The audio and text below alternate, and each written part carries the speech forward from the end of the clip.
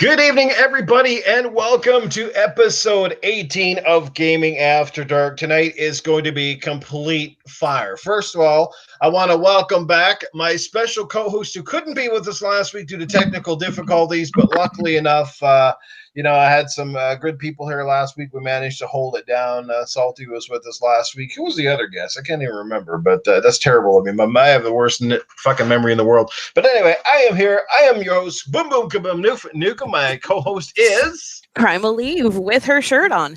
There I didn't you go. make it. Yeah. Well, that's one way to get our subscription numbers up if we don't get banned in 5 minutes. Primal should come in just like the cleavage just rolling out there. You know what I mean? That's all it takes is just a little tease, and away we go. And tonight, I am super happy. Been trying to get this gentleman on our show for like weeks now, but due to other obligations, he's just been tied up. Not in a sexual position, unfortunately, he says, but we have the always charismatic, the newfound YouTube rapping sensation, the parody man himself. It is my also panel member over in TSGP, Titan Drago. What's up, brother? Yeah. I expect to hear like an applause after that awesome intro, man. Like we need some background effects or whatever. Yeah, we need some sound effects new. That would be awesome. Do. You guys could have some raunchy sound effects for this show too. Absolutely, we should have some queef sounds and some fucking whacking off sounds and all that shit. That'd be funny. Who gets the jerk off a nod of the week? Anyways, thanks for having me on, Newt, man. This has been awesome. I've been away from podcasting for what seems like forever. Went down to Disney.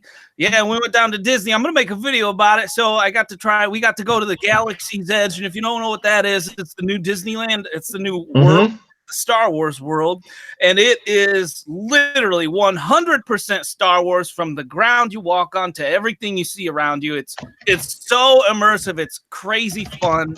It's just something you have to experience, man. And my favorite part about the place was the Millennium Falcon ride. And it's the only ride they got right now, but they're adding another one, I want to say in 3 months, I think it was. But anyways, Millennium Falcon, it's not just a ride, man. It's very interactive, and there's 6 people that get on it. Me, my wife, and kids, we all got on it. And you can either be a pilot or a gunner or an engineer, and they all do different things, and you all got to work together. It is so cool. It's like you're in the Millennium Falcon, you're in the cockpit, and it's so realistic, it's so cool. And there's the screen in front of you, and you do this mission, and it's just like you're riding a video game. And then the right pilot, I was the right pilot twice, and I was the gunner once. So the right pilot controls the altitude, and the left pilot controls left and right. Mm-hmm. My wife was on the left and right pilot one time, and oh my God, I swear she was trying to get me motion sick, left and right. She was like crazy, but it was a blast, man. It sounds intense. It sounds awesome. I bet you were like Han Solo for a couple of minutes, and your wife was Chewbacca, was it? Oh my God. Told you shouldn't. So fucking awesome. God damn it. Shave your pussy before these vacations. It looks like a chia pet. It's like a chia. Warp speed. Fuck. Yeah, but you know what? That's so fucking cool. Can you imagine when we were kids first seeing Star Wars? Could we ever imagine being able to do that now? That's just so, it blows my mind on how awesome it is. Exactly, man. Disney might have messed up a couple of movies, man, but they got that Star Wars land right. Let me tell you. That is good to know, man. Well, anyway, welcome back. We're glad to have you. Sounds like you had a great time, and it's certainly needed. And like I said, we wish you all the best now with your new little job search and all that stuff. So good shit. Let's give a big shout out to all of our people that are hanging out with us tonight. The crowd just strolling in here. Timothy Dixon's been with us since minute 1. Of course, we got Spider-Man 356. Our good brother Cyber Gunter is here as well. What's up, Cyber? Lunch Bizzle's hanging out with us. What's happening, Lunch? Long time no chat. We have also got Axel in the house. Dreadpool is here as well. Shannon Lovely, what's happening? Z Black Rider is here. Distracted by OLED is here. Who else we got up in this house here now? We got Ashtray Gaming is here. Yeah, a good crew already. So I hope everybody got their shout out. And if not, I'll make sure I'll try to get to you a little bit later on. What's everybody? Jeepers Creeper, what's happening, brother? Dreadpool. What's everybody been fucking playing lately? Titan, I guess you haven't been playing a whole lot, probably. Let's start with Eve. I've been getting in some gaming. Don't get me wrong. I fit in gaming wherever I can, right? Just didn't do it on vacation. Well, maybe that xCloud gaming will do it for you on times like this, but we'll talk about that later. Primal, let's start with you, though, first. What have you been up to? What have you been playing? What's been keeping you warm at night? Oh, man. The only thing keeping me warm at night is my own damn hand, unfortunately, but at least it knows what I like.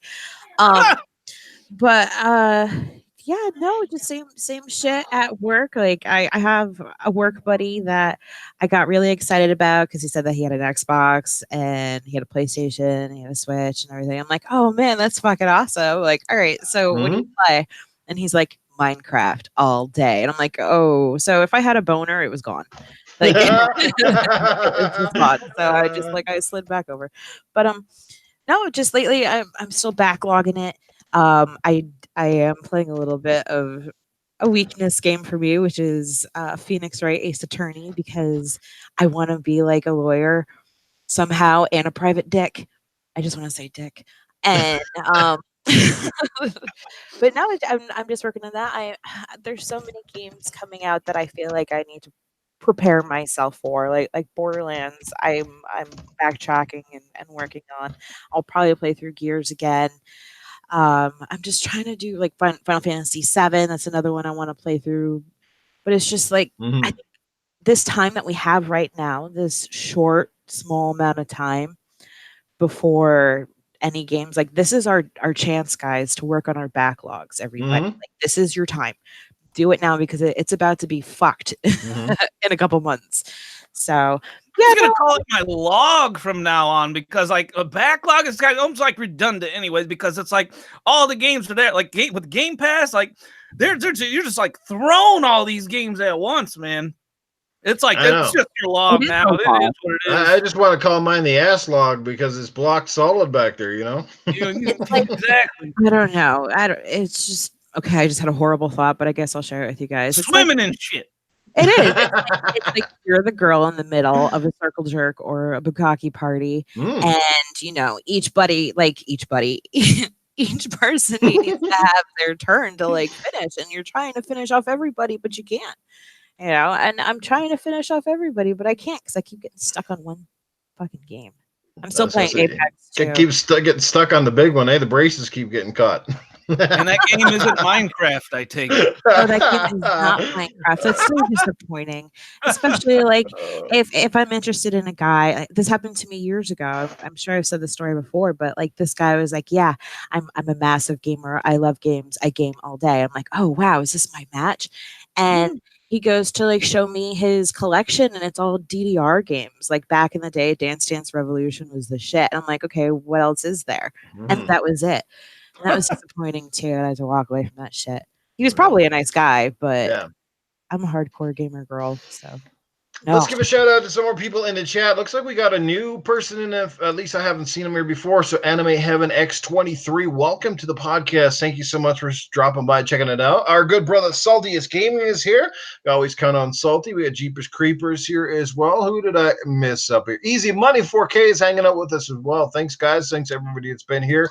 Eternal Shaddai just dropping bombs in here. He just pulled up in the chat. That's good stuff. Titan, how about yourself, man? What kind of games have been keeping you busy? Like, I know you've been all over the place, so and dropping some really cool parody videos too, which a few people in the chat have acknowledged. Yeah. If you haven't seen, I haven't seen anyone say anything in the chat, so if I missed, I'm sorry. But yeah, if you haven't seen the Crap Gamer, the quote unquote diss track or whatever, you know, check that out. It blew up. It's already 1,000 views in like just over a day, so insane. Yeah, it was really cool. It's my biggest video ever, so I appreciate if you check it out. And it's a good video. You're gonna laugh at it. You're gonna laugh. You're gonna have a good time. That's what I'm about, having a good time. You know, at a little of Crap Gamer's expense at this time. But anyways, I've been playing. So I made this online society in this golf 2019 game that it was as a game for gold. So there's about 20 of us in it or so. So you just play. You join the society, play a couple games a week, at your own leisure, and you get thrown up on the leaderboards with us all. And I think I'm like number 7 right now or something like that. But it's a lot of fun. So I've been doing that and AC Odyssey, and I just hit level 47 in that. So I'm coming up on the end of that game, I feel like. But man, is that a big game. Noof, do you play AC Odyssey? Yes, I just bought it a couple weeks back and just started it. It is an incredible game. Sorry, guys. Salty was saying my mic sounds fine. I don't know how it sounds to you in Primal, but unless maybe you do sound kind of like far away a little bit. Okay, but it's not. It's nothing. You've sounded worse. Yeah, well, I don't know. It could be the audio card having troubles again with the detection, because sometimes it tries to pull my voice through the speaker built into the laptop instead of the actual headset that's plugged in. So I'm just going to plug it real good and then just plug it back in here. Hang on. That's what I like. Do it. Oh, no, I'm echoing. Oh, I don't want to hear myself. Oh, baby. Oh, I screwed it right in the hole here. Oh, yeah, baby. That's where we go. I hate hearing myself. I have never listened to a single podcast I've ever been on, except for one that I was on with UK Dazzers because I was drunk and laughing. I could handle that, but I have never played back a single podcast before because I hate the sound of my voice. Yeah. Well, me personally, I've been playing, like I said, some Assassin's Creed Odyssey. Just was playing before we got on the podcast. Red Dead Redemption 2, fantastic game. I can never really get tired of it. I need to beat it though. Picked up a few games here and there for the Switch recently. Picked up like NBA 2K19 because it was on sale cheap. I actually got the physical version, not the digital, but haven't got to play it yet because it was the longest installing game in the history of games. I don't know what the hell was going on, but it was taking forever. And then when I finally get the fucking thing ready to go, well, there was an in-game update, and that was taking forever. And then it seemed to stall, and I put the console sort of on, like quiet or whatever you call it, like sort of semi-shutdown mode or whatever, but it wasn't off. Should have been downloading, and come back, the game fired up, and then it just wouldn't get past like the title screen. It's like, what the fuck? So yeah. Anyway, that's a lost story. Let's get right into the topic, shall we? Who else is here? Indie Gamer is in the house. Mr. Glass, what's happening, brother? How you doing? Who else we got here? All right. I think we caught up to the chat. Everybody's here. 26 right now. I'd love to get about 50 up in here. That'd be nice. There's a bukkake party for you. Oh, fuck. Ashtray is in the house. Ashtray. All right. But let's get into some of the topics for this evening. And well, let's start off first of all with E3. I know some people might be tired of it, but unfortunately last week we didn't get to hear Primal's take on E3. So Primal, give us your rundown on what you saw, what you like, what you didn't like, what were your games of the show, what are you expecting, all that good stuff. Yeah, that's right. I have things to say, and I was so upset last week because the internet gods hate me at all times, and I was really excited to be in that show. So you guys are going to listen to me whether you like it or not. So E3, in my own, it was okay. There was a few surprises. There was a few things I was excited for. Microsoft did okay for me. I think it was mostly because a lot of the stuff was stuff that I had already seen and known about. It wasn't too exciting. Even Keanu Reeves, when he came out for Cyberpunk, that was okay. And then I did love the Gears trailer with Kate because it was going in the direction that I was hoping it is with the story and her kind of being conflicted with becoming the queen or not. Like, I absolutely loved the trailer for that. And another thing about the Microsoft show is that they showed JRPGs, which is really exciting for me. Someone answer that phone. Yeah, come on. Oh, the mic is working well enough that people can hear the phone way in the background. But no, I am definitely excited for the new Tales game, and it's very exciting to see Phantasy Star Universe hop in and stuff. But as far as Microsoft's E3 showing, it was okay. There wasn't anything really surprising or exciting, like super, super exciting for me. I was okay with it. Should it have been better?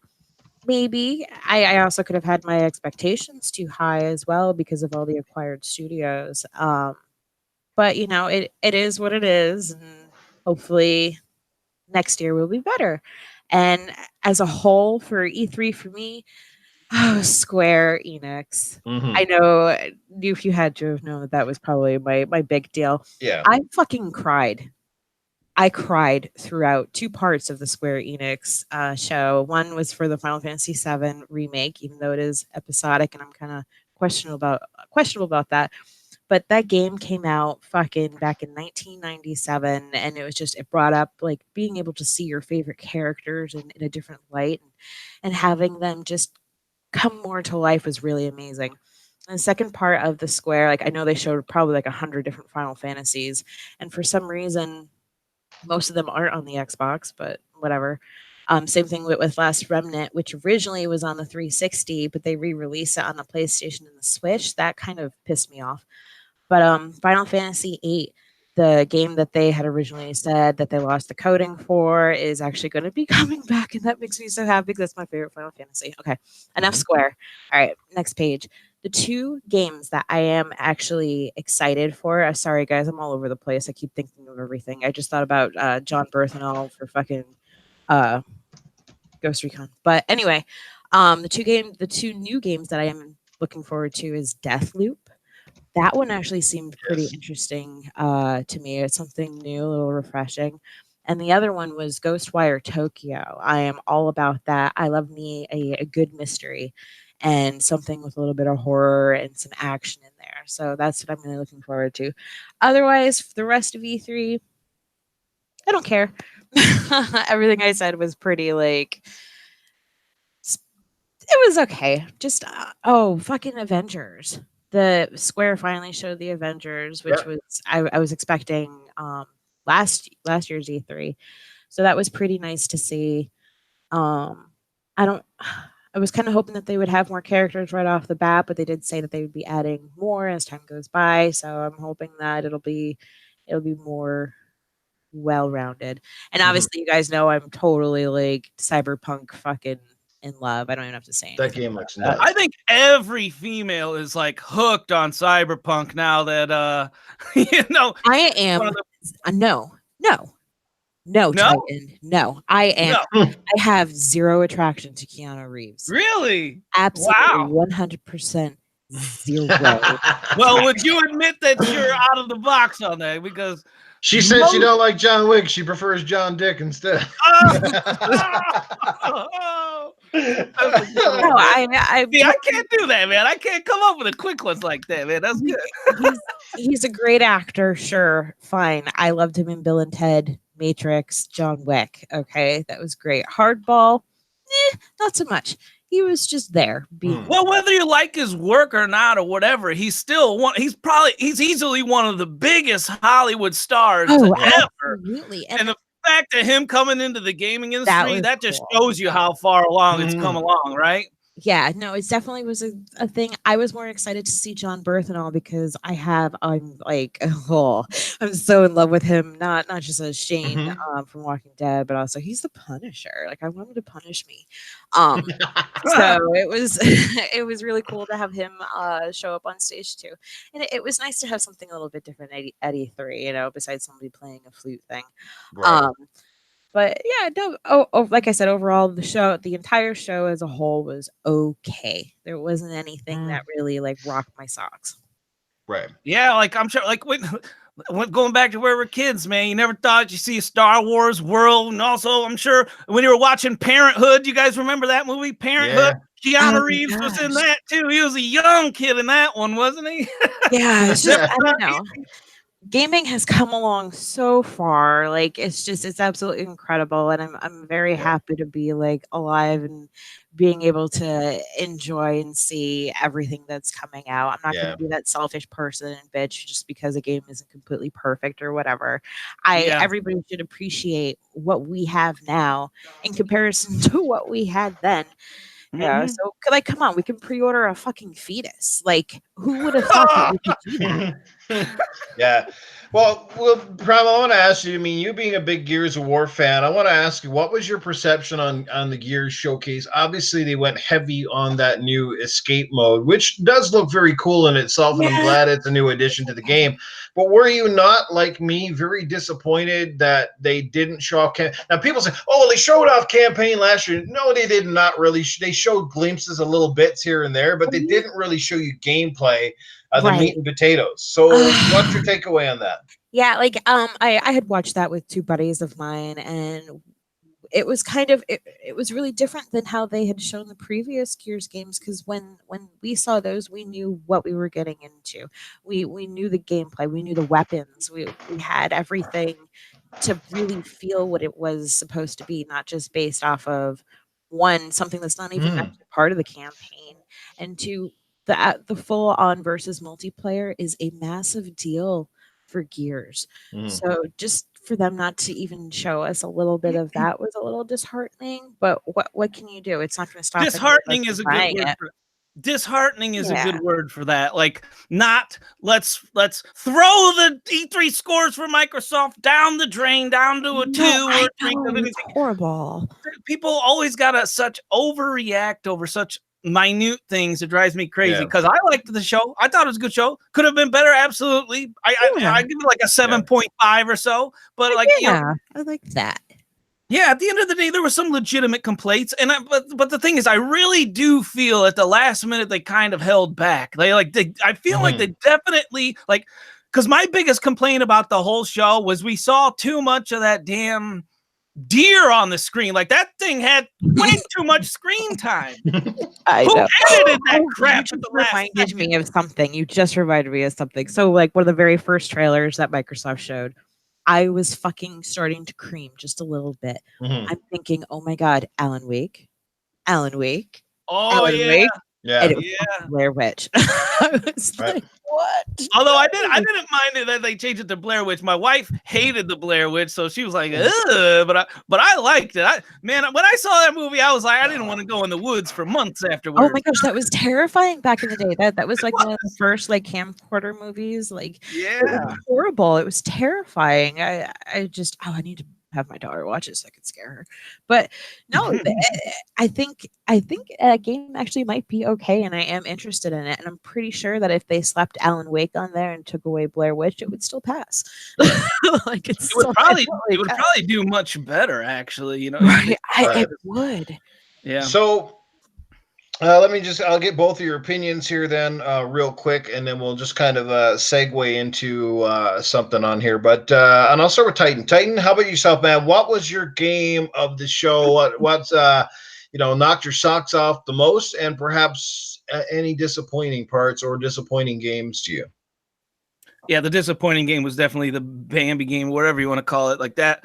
I just can't get over the fact how much screen time that thing had. It felt like that was the lowest part of the show. I was actually getting kind of bored watching that damn thing break windows and stuff. Like, what the hell? Why are they like, this is something that could have been shown at a 1990 E3 or something, you know? Like, it would have been cool to watch then, maybe. But I got those graphics. Yeah. Like, who wants to see that? No one wants to see that. There were so many other games I think deserved more screen time. The new, I don't know how you get past Cyberpunk 2077 not being the coolest in show. I don't know how you get past that. No, that's king right now, at least for me. I've been waiting years for it. You know, refreshing that it'll be ready when it's ready, and just following it. And did they show any gameplay of that? Yes, they did.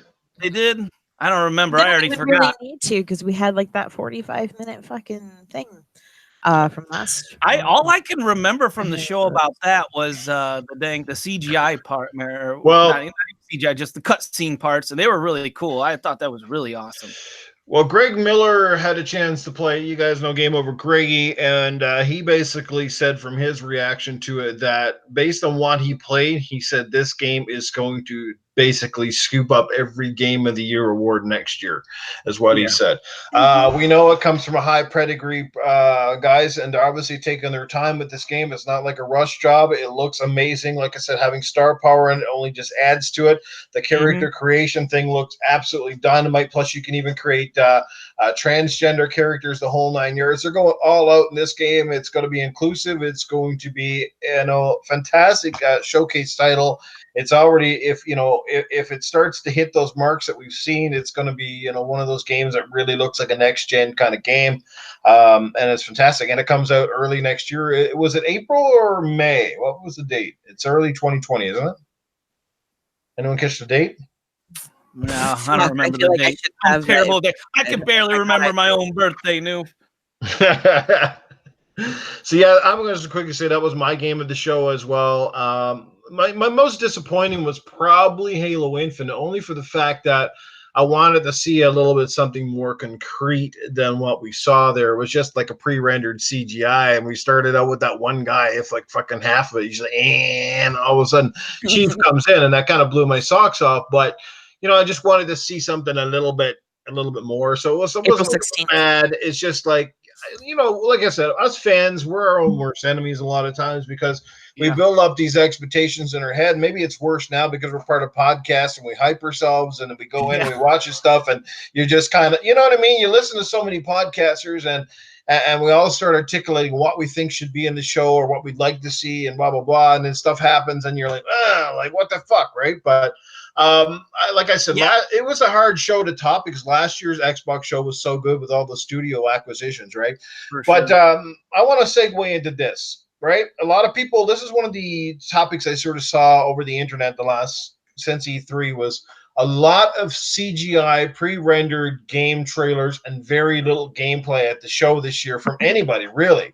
So what I want to ask you guys is, and then kind of segueing off of what I just said, are we to blame? Is it the fans' expectations to blame for what we see? Or are these games just not ready? They're just trying to hook us in? Or are they very fearful of showing stuff?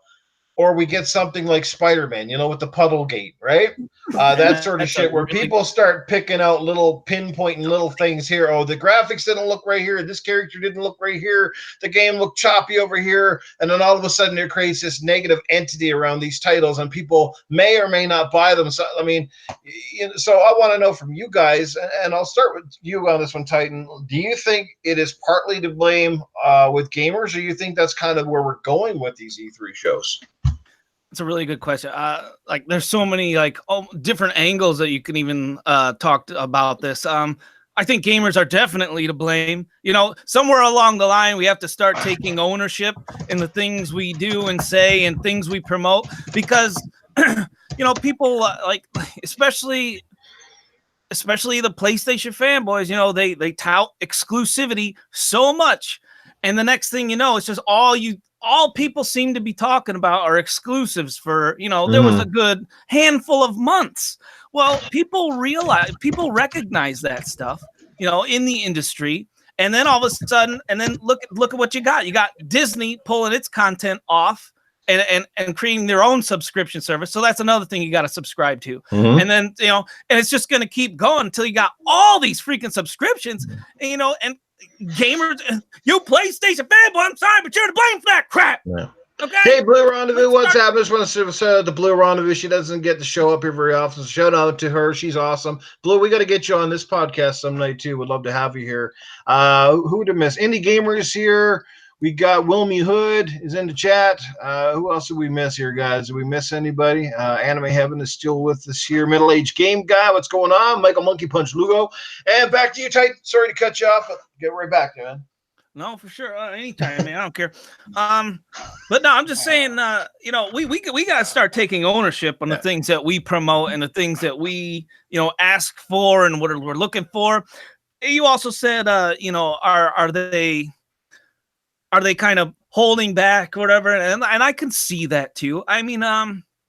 Because there's so many more games, more and more games are getting delayed, more and more games are getting released unfinished, but that's just because of the complexity of these games. And it's not going to get any easier for these developers. The more power we get, that's more stuff that they have to develop for, right? They got to utilize that power to put into that game, and it's going to take more development time. So it's kind of, it's what we, the fans, want, right? We want this amazing immersive experience, and I'm sure the developers are trying to give that to us. So that's kind of give and take. You got to give and take a little bit of, a little bit about there. What do you think about it, Primal? Actually, it's fine if you call me Eve. It's weird. Everybody like in the Twitter world calls me Primal, but everybody in the Xbox world calls me Eve. No, I definitely agree with you. I also feel like that a lot of people have become so spoiled and so opinionated that it's almost like any creative director, developer, they're not actually doing their own project. They're doing whatever it is that we're telling them to do. And it's almost like losing the originality of games now. How many games are almost like the same exact fucking thing as another game? We're losing a lot of our like originality.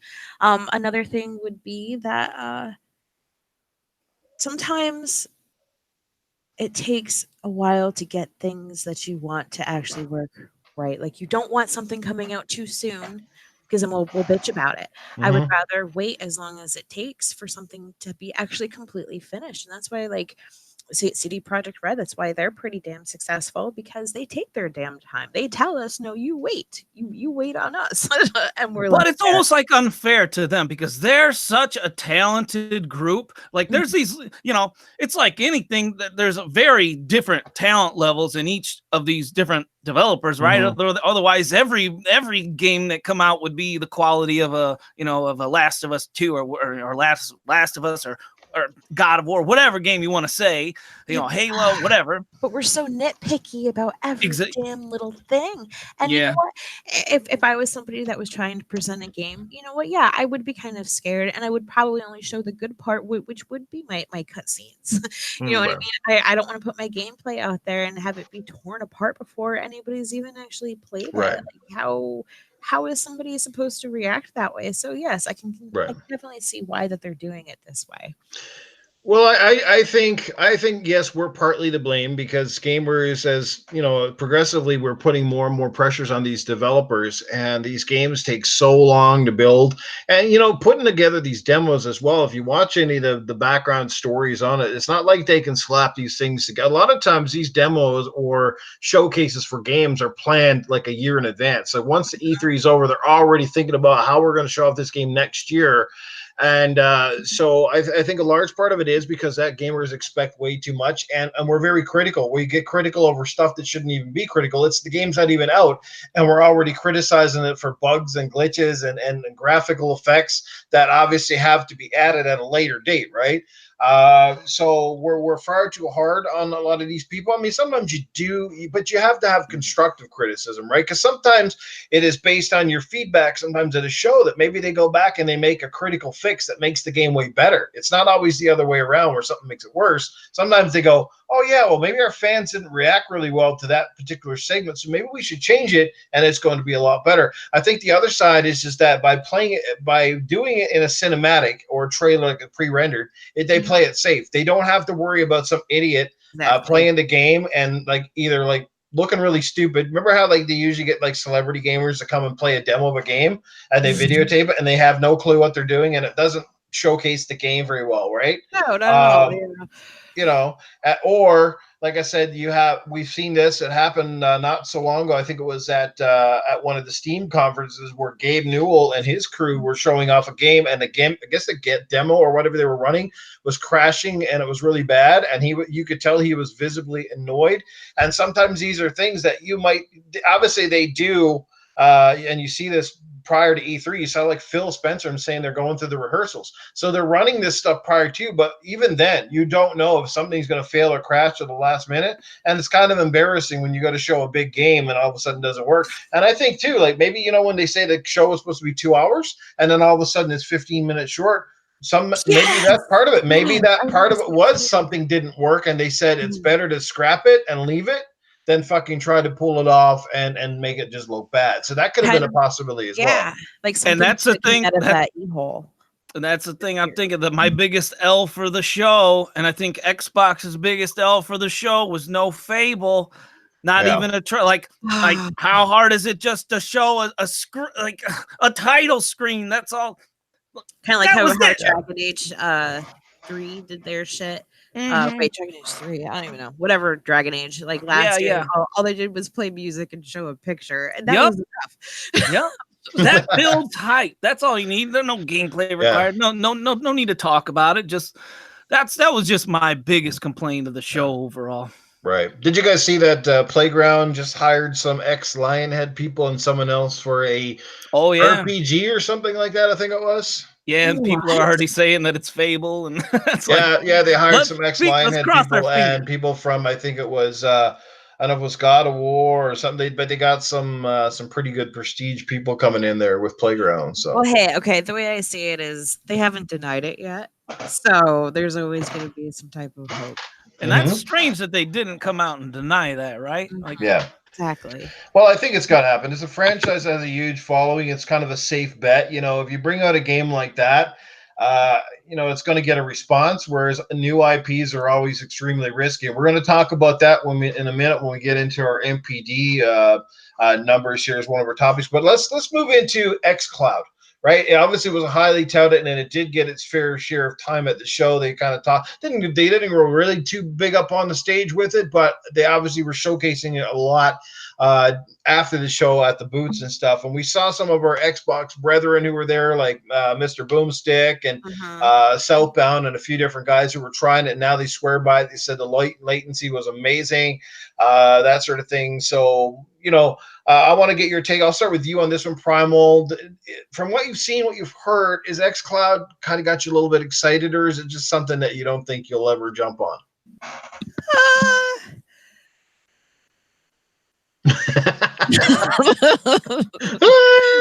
Big pause of silence. I think that's pretty much my answer. It's not really anything So you wouldn't dig it having an Xbox controller popping your phone on that sucker and maybe dropping in a round of Gears real quick if you're out traveling around the go? It would be great, but knowing me, if I'm playing Gears on that, I'd be losing a controller and a phone. Oh my, yeah. So would Doof, right on the bus. She's in the back just swearing big ones. But no, it's not. It's something that really excites me right now. I'm just kind of like, okay, I gotta wait and see. Pretty much, I'm just kind of like, eh. My thing is, it's like if I'm going somewhere, I'm usually driving, so I can't do it while I'm driving. All right, so then I could use it like waiting in the airport for my plane, but that's not that long, Like I'm failing to see like the quantity of time that this xCloud could be played for. You know what I'm saying? Like, what are you gonna go to the park and like play with your kids and play on your phone? Then what's the point of going to the park? Kind of. It's just a little weird to me. Yeah. Well, I mean, from what I've seen, if it works well, I'm excited, mostly because it sort of covers the biggest gap that Microsoft left open over the years, and that's been the portability side of things, right? True. Obviously, Microsoft at this point is not saying, hey, we're going to make it portable. Well, isn't this kind of the next best thing? Basically, once you pay for your games, it's not like you have to rebuy them or re-download them. So basically, you're just having the access to take your games anywhere you want to go. And, with a lot of our phones these days, they have really good screens. I think as long as the latency is solid, it's not too crazy, and there's not a lot of input lag, which you could have time to. But I don't see people spending like their whole night playing on a phone. Like if you're a serious gamer, you're going to be playing on your console. It's the best place to play. But I could definitely see it being a great fix if you're traveling, or maybe you're just trying to get in 30 minutes of a game, maybe at the doctor's office. You just bring your controller with you. It's not like it's overly bulky. It's certainly not much more bulkier than bringing a Switch or anything around, and it probably wouldn't look as tacky. You put the phone on there, all of a sudden you're just playing your favorite game. So I'm actually kind of excited. I was a little bit more of a naysayer because I'm not a big fan of the whole streaming, but in this application, it does work well. Like I think that's what its major intent was, and it really covers that gap for that portable market that Microsoft said you don't have to build hardware, because now the hardware side is covered by the server, right? And it's just you're using your Xbox, you're having your favorite freaking controller, you're using your favorite phone, quite possibly, and you're playing your favorite games. How can you not go wrong with that? And you don't have to repay for them. So to me, it's a big win situation. It's an extension of the brand. And I'm kind of excited about it. And let's just hope that and as we get into the 5G networks in the coming years, I don't think the latency side of things is not going to be a big issue. And like I said, it will come with growing pains, but overall, I think it's pretty cool. And it'd be great too if you got a big family, or you got family like Titan and Salty and different guys too. If you're trying to sneak in a quick game and the TVs are all occupied, well, there you go. There's a great way to sit back on the couch and pop out around, right? Yeah, that would be the biggest thing for me. Yeah, because we've only got 2 Xboxes and a Switch in the house, so. One of my kids, the kids love the Xbox. They got all these Switch games. They're always asking to play my Xbox and stuff. I'm like, this one's mine. But I let them play on it from, they're probably playing on it right now, actually. But but yeah, that's the biggest thing till the next gen comes around, and then we're all gonna have one. So yeah, this thing is coming at a bad time for me personally. Yeah, no doubt.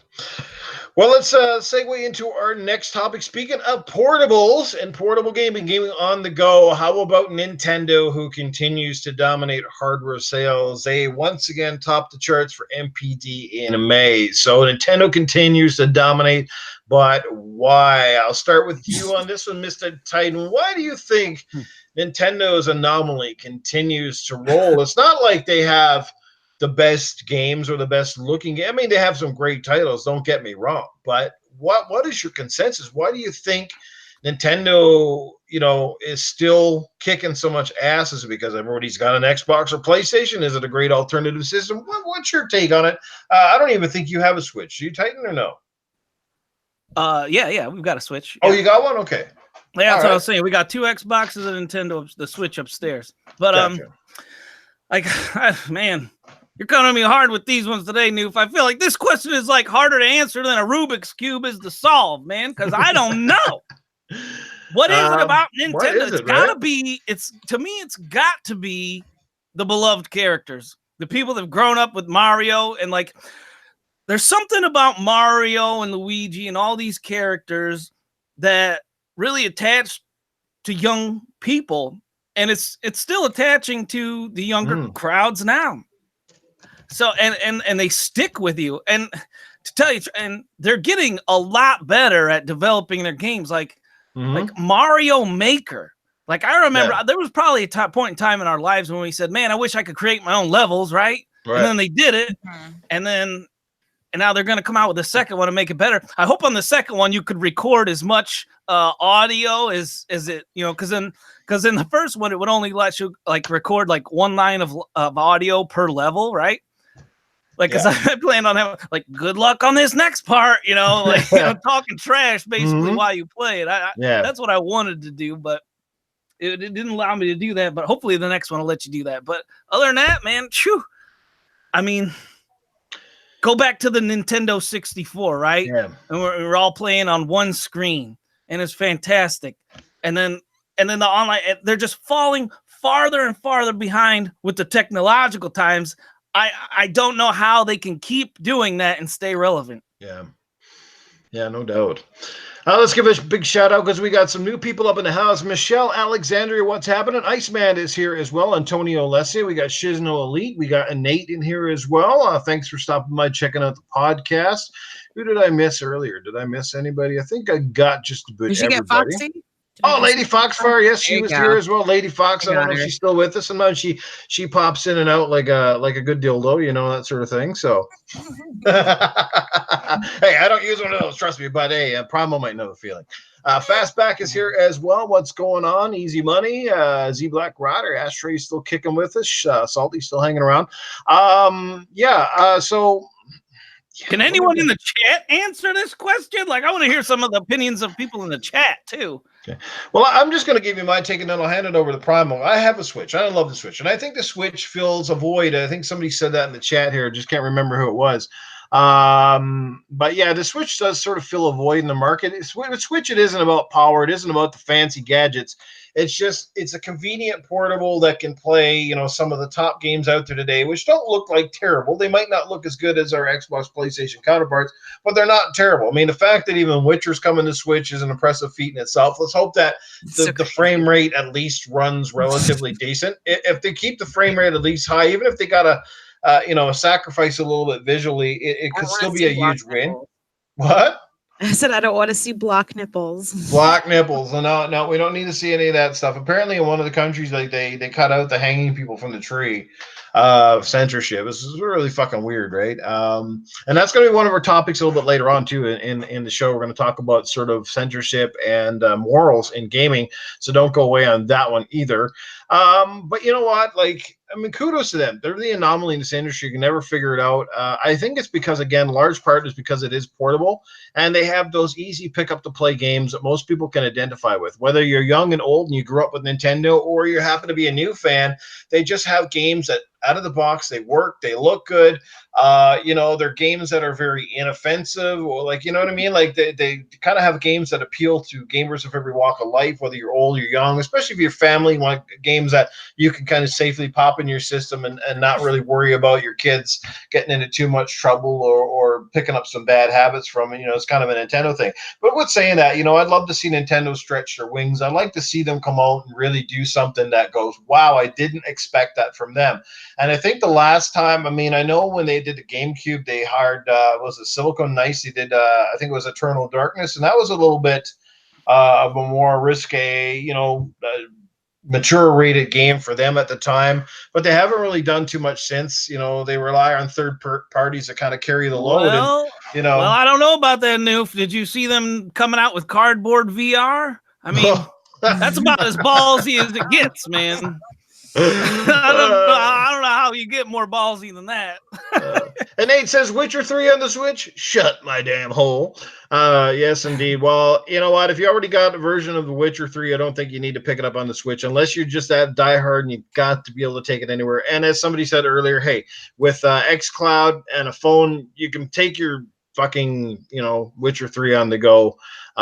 So, there you go, right? So, Eve, what's your take on Nintendo? Why do you think? And I thought Nintendo had a great show. I'll just put that out there. I think Nintendo had the best part of the show. And you know why I love Nintendo's show this year? Their Treehouse was because it appealed to their fans. The announcements and the games they showed really hit that core audience. You know what I mean? Like they don't forget who makes them their money. You know what I mean? At the end of the day, but at the same time, again, not enough risks either, right? They play it very safe.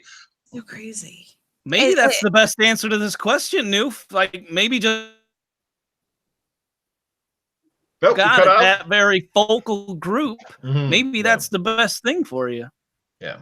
Go ahead, Primal. Go ahead, Primal. No, it really is kind of soggy on this one. Like, Primal gone. Oh. Huh? No, can you hear? My internet just kind of like went blah. Okay. No, it's really crazy how Nintendo is completely out, like the opposite of like what Sony fans and Microsoft fans do to each other and to their games. Like you don't hear people bitching about Nintendo games. You don't get all that negativity. Right. And Nintendo has been solid year after year after year with no complaints, no issues, nothing. They're just like either they sold their soul to the devil or they're blowing some god.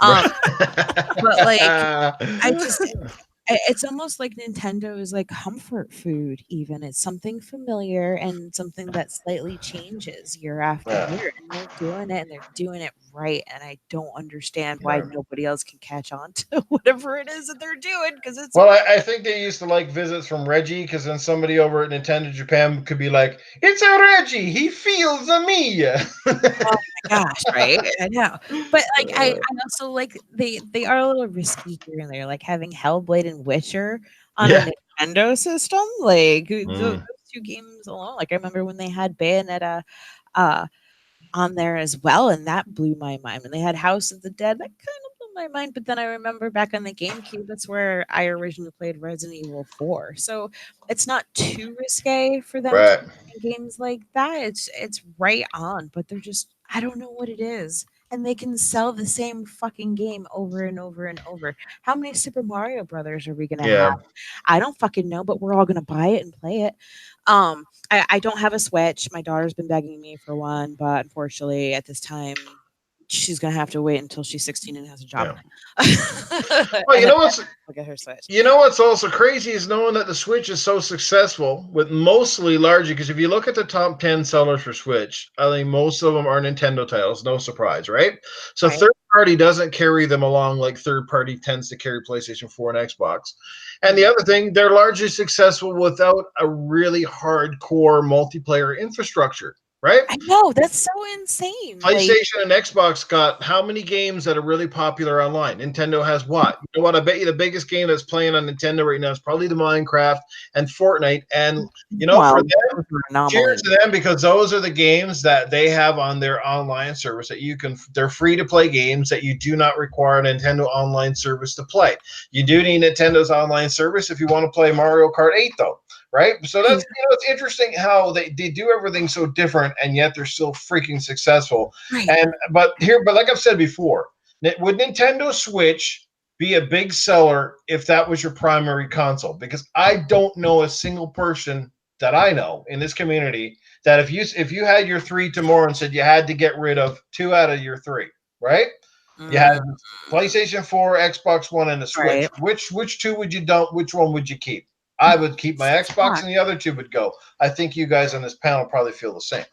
Yeah, I would, but that the biggest thing with that is because of the multiplayer. Like, I have friends that are like family online. Like, I wouldn't want to just like abandon them. I want to stick to what it is that I enjoy over the years. Yes, PlayStation does have its great single player games, especially their JRPGs. It's really majority of why I play on the PlayStation. But yeah, out of the 3, I'll keep the Xbox. That's what I'm saying. So, look, a lot of us owners who have a PlayStation 4, Xbox, a lot of us bought the Switch, but not as a primary. It is our secondary, and a lot of us only bought it because of Portal. Because I'll tell you right now, 100% fact, if that was a standalone console that could not be removed from my television, I may not have bought it. It was the idea of having quality AAA type experiences on a portable platform. The bonus was actually I haven't been able to hook it up to a TV, but the fact that I can take it anywhere and it plays games that look good, because the 3DS didn't do it for me. The 3DS looked so fucking antique. You know what I mean? Like, their storefront was terrible. I hated their store, the way it was done. It just felt like the 3DS was completely designed for an 8-year-old. You know what I mean? Their fucking the 3D fucking fizzle as fast as it came in. That was never got off the nowhere. And their games look like as good as Wii games, right? So they didn't stretch the boundaries graphically. But at least with the fucking Switch, some of their games are at least sort of comparable, if not on par with some of the stuff we've seen on Xbox. The fact that they can run a game like Doom and it doesn't look like absolute ass is pretty impressive. So kudos to there, right? Mr. Glass, what's going on? Antonio, let's see what's happening. Who do we not get here? Indie Gamer, new Iceman's in the house. BZ McNasty is here again. And BZ brings a good point. The prices of games. Everybody ran the big E3 sale this week.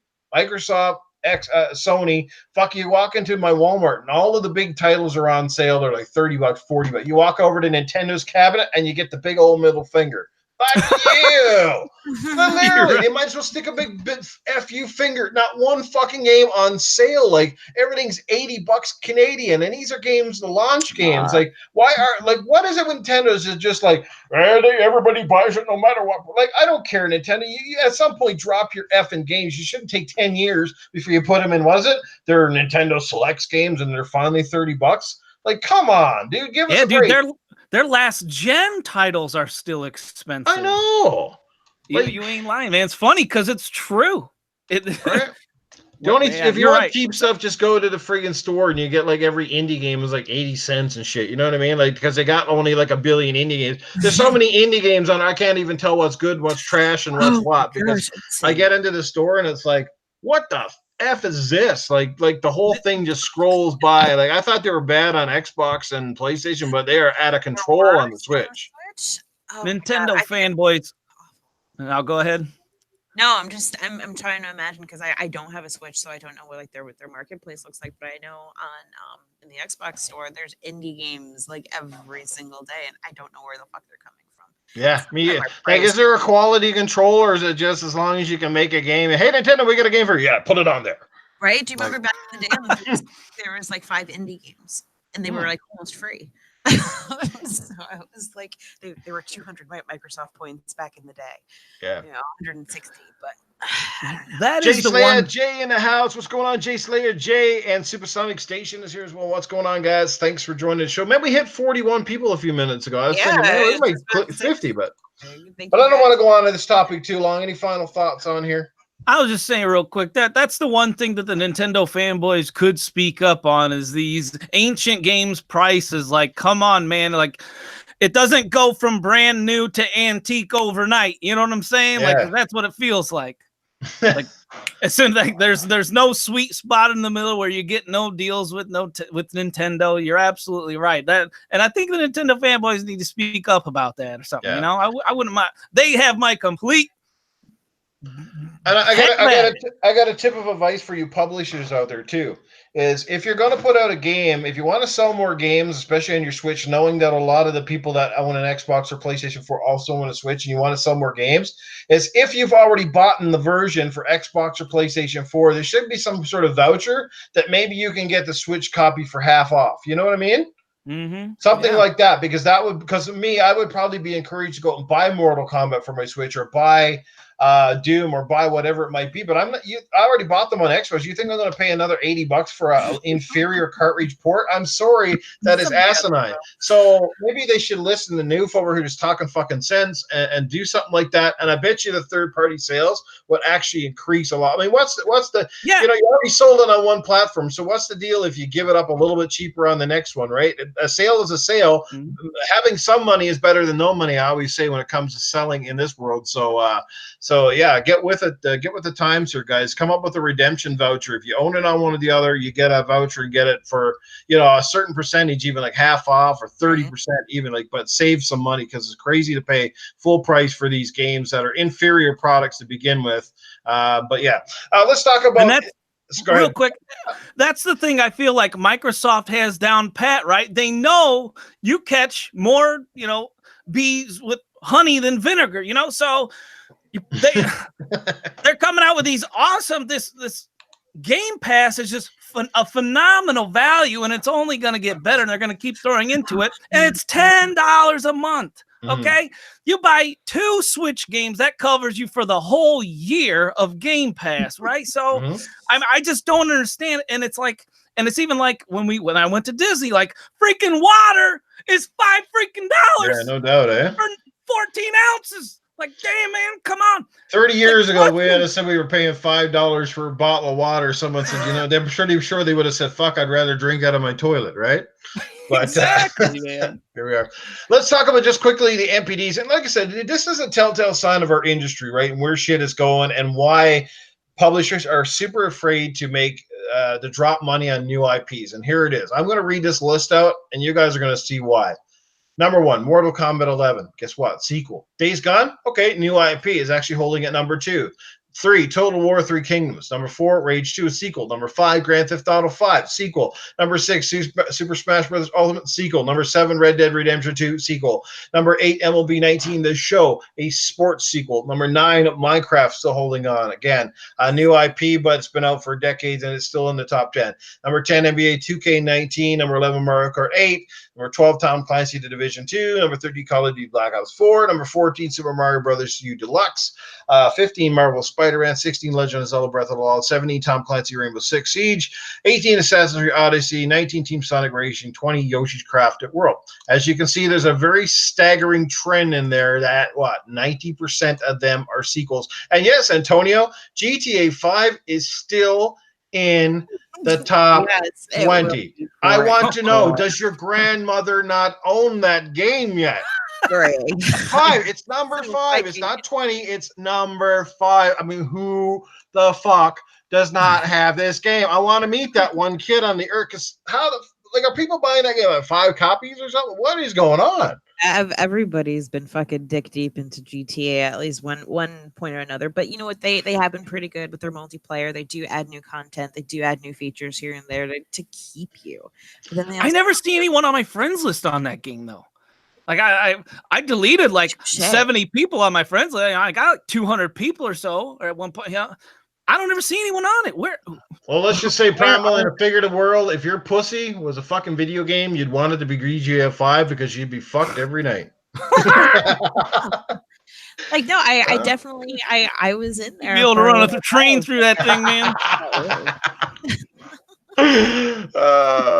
Unbelievable, man. Rockstar must be like, they must be every day going to a boardroom meeting. They must sit down for like 2 seconds, just have a laugh, get up and walk out again. It's like, did they officially like end Red Dead Redemption 2 online? Like, is that gone? Like, did they give? They added an update not too long ago, but it's like, what did they add exactly? It's like there's, I think they've pretty much given up on that. But like, there's like, it seems to me like there's a really small team. They need to like triple the size of that team or whoever's working on that because they have not come out with enough good stuff, and I don't even think they've fixed like the main issues. Like I've heard that people are still like disconnecting regularly. So I don't know what it is about Red Dead, but they cannot get that online working for any generation. As well as just, there's something a little bit more, I guess, not as appealing about hijacking a horse as hijacking a high-powered car and nailing a hooker. You know what I mean? So, for sure. Yeah, Red Dead feels like you're going back, and I don't know. I haven't even tried the online for Red Dead. I tried like the old game and just really couldn't get into it. So I'm gonna have to try it at one of these nights. But like the thing is, it's hard to try them out because you look at my friends list and nobody's playing it, and then you're just like, I don't really want to go in with randoms, and that's kind of what I hate about GTA 4. I don't have a lot of people playing that one online either. Even it's a really popular game online, but it doesn't seem to be like popular with my friends group. So.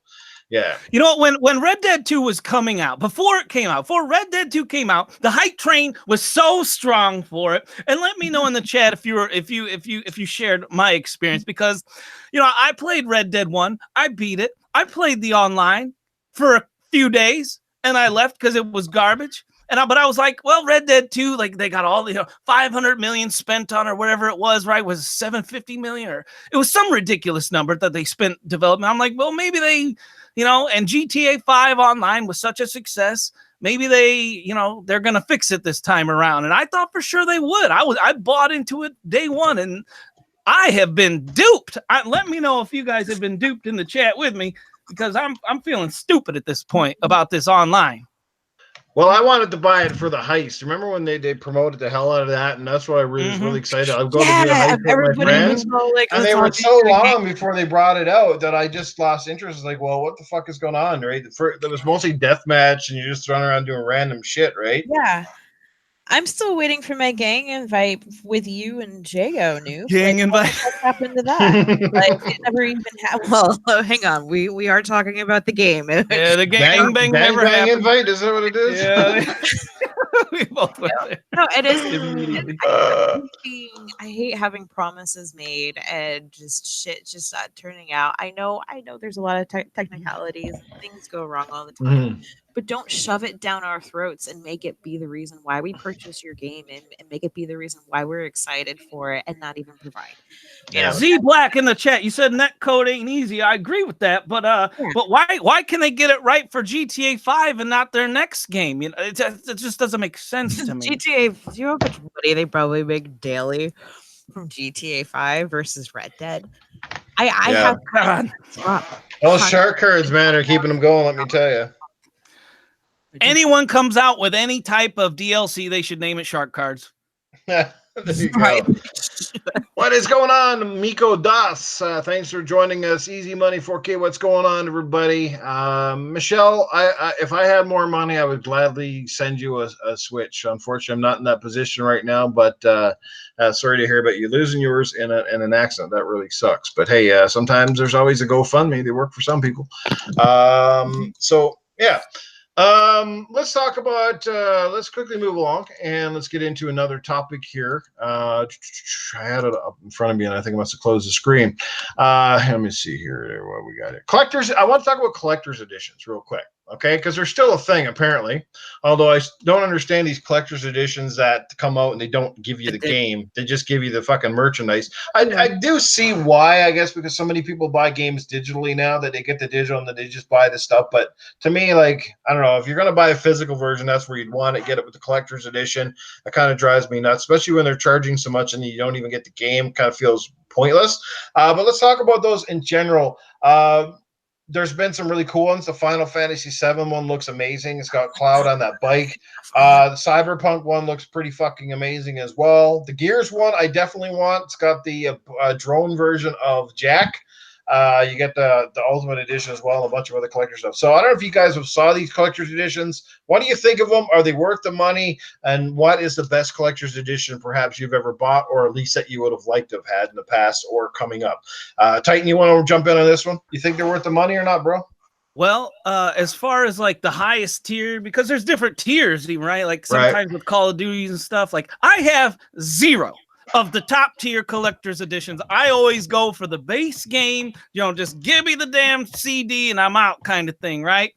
And that's what I mainly lean towards, because this is kind of going towards a thing towards the past, because you're seeing for me it feels like I'm seeing less and less of them. I could be wrong, or maybe I'm just not paying attention because it's not a me thing really, because I don't have all this extra expenditures that I can just go out and buy a fetus with. You know what I'm saying? So,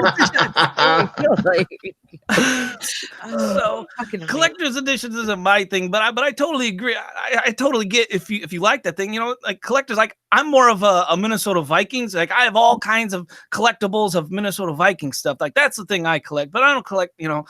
I think the biggest collector thing I have was like Black Ops 2. I got like this like slightly upgraded version where I got like this metal and like there's like a few things, but it wasn't even the big dog collector's edition. So I'm like a really bad person to ask this question, because I'm only going to make people hate me with this question.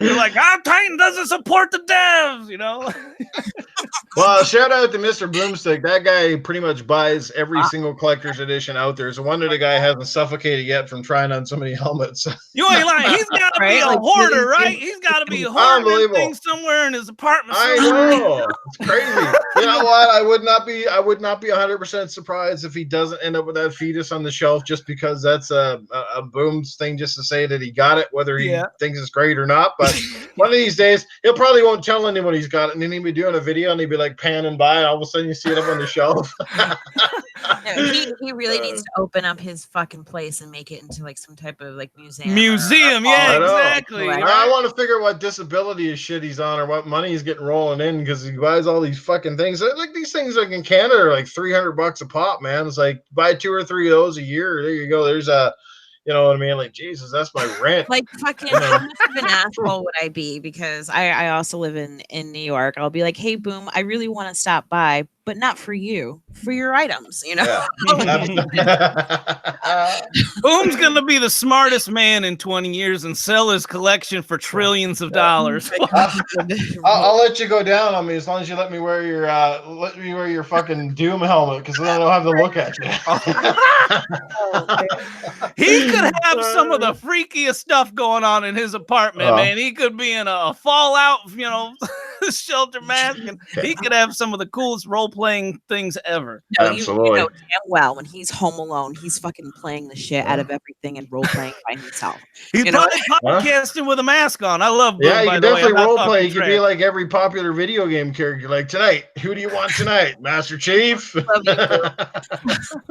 love you, Boom. We're just making good fun, bro. It's absolutely, awesome. He's an amazing dude, guys. Go sub to his channel if you haven't already. He is fucking fantastic. No, he's definitely we just it's become a bit of a running joke because he buys nearly everything, right? But that's cool. I love his enthusiasm. I love how he does his unboxings as well. He does a fantastic job. So shout out to him. Yeah, maybe one of these days you should tell Boom he should do like a really quick video of like all of his unboxing. You kind of like piece them together or whatever, and just like do a quick take. That'd be kind of cool. Yeah, maybe something for him to think about. Boom, show us your hoard real quick. I'm gonna say I'm gonna say the most disappointing collection edition honestly had to be that Mortal Kombat one, Mortal Kombat 11, because when I saw that, I wanted that so bad, and when I saw it at my EB Games, I was let down. I thought that was an actual mask that came on like a bus that you could literally wear it if you want it. It turned out to be not a full-scale mask. Like, even if it was real, it wouldn't fit on anybody's head unless you got a really tiny head or you wanted to wear it on your penis. That's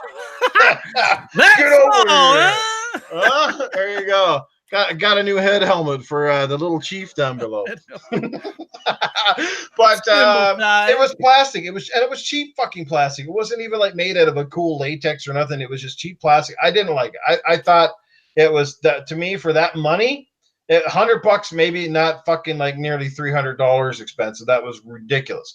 If that had been a real mask, I would have been all in, because that would have been fucking cool. Can you imagine like going into Halloween with that really cool mask? That would have been fucking awesome. But that was my biggest letdown. I love all these collector's editions. I want every one of them this year, but I'm trying to get the Gears of War one. Obviously, Gears being my favorite game, and it comes with the Ultimate Edition. I love the fact that you can use Jack. He's a drone, and it will actually work. Ryan McCaffrey actually showed it off on one of his latest videos. If you like Ryan, go check it out. It wasn't operational at the time. It was just, what did you call it, the prototype. But still, I've never had a drone, and have Jack be able to fly it around my house or whatever would be pretty cool. Be like, Jack, kick that door in. Oh yeah, that one collector's edition I did get. It did come with a little remote control car and a little cheap little camera on it, because it was Black Ops 2, and it was a little remote control car, and you could drive around and had a little camera on, and you could watch. It was that was the biggest thing I've ever gotten. Absolutely, Spy Cam Jack. It's supposed to be Spy Cam thing's loud as heck driving. What's that sound? That sound a little fucking robot outside your door. I think it got a camera in it too. I could be wrong, but that'd be like freaky as fuck. Primal, what's your take? Collector edition, worth it or not? What's the best collector's edition you've ever bought, or what would you like to buy if you had money was no object? I fucking want that fucking cyberpunk fucking collector's edition. I also want that fucking. Is that a special edition? It's called the fucking collector's edition. Yeah, but no, I seriously, Final Fantasy VII and Cyberpunk, I will fucking do whatever I fucking need to do for those collector's editions. Starring Keanu Reeves. If I had if it came with a Keanu Reeves, would you still get it? You know, you wouldn't turn it down. You wouldn't turn it down. Don't lie. But no, yeah, if I could afford it, and if my child was worth enough on black market, I would definitely get those collector's editions. Right. But I think it definitely depends on the quality too. You're putting out a lot of money for some of these collector's editions. The quality better be top notch and not just some bullshit that you're mass producing. Yeah, and what was that one collector's edition that supposed to come with that legit bag, and they send it to you with like this nylon? Fallout 76, wasn't That's it. Yeah, that was. And everybody's like, it was a stupid little. It was supposed to look like an actual, like one of those, like almost like corduroy kind of bags, like real heavy quality. Then you just get this little nylon bag. Mm-hmm. I remember Big Boogie 2988 made a video about that, and like, that's dirty, man. They're charging you all this money, and then you don't even get what they're showing you. Oh, I know, it's a shame. There you go. I don't know. I didn't have too many collector's editions. One of the ones that just pops in my head was Gears 3, having the Adam Phoenix cog. That shit was heavy. Like it was actually like product.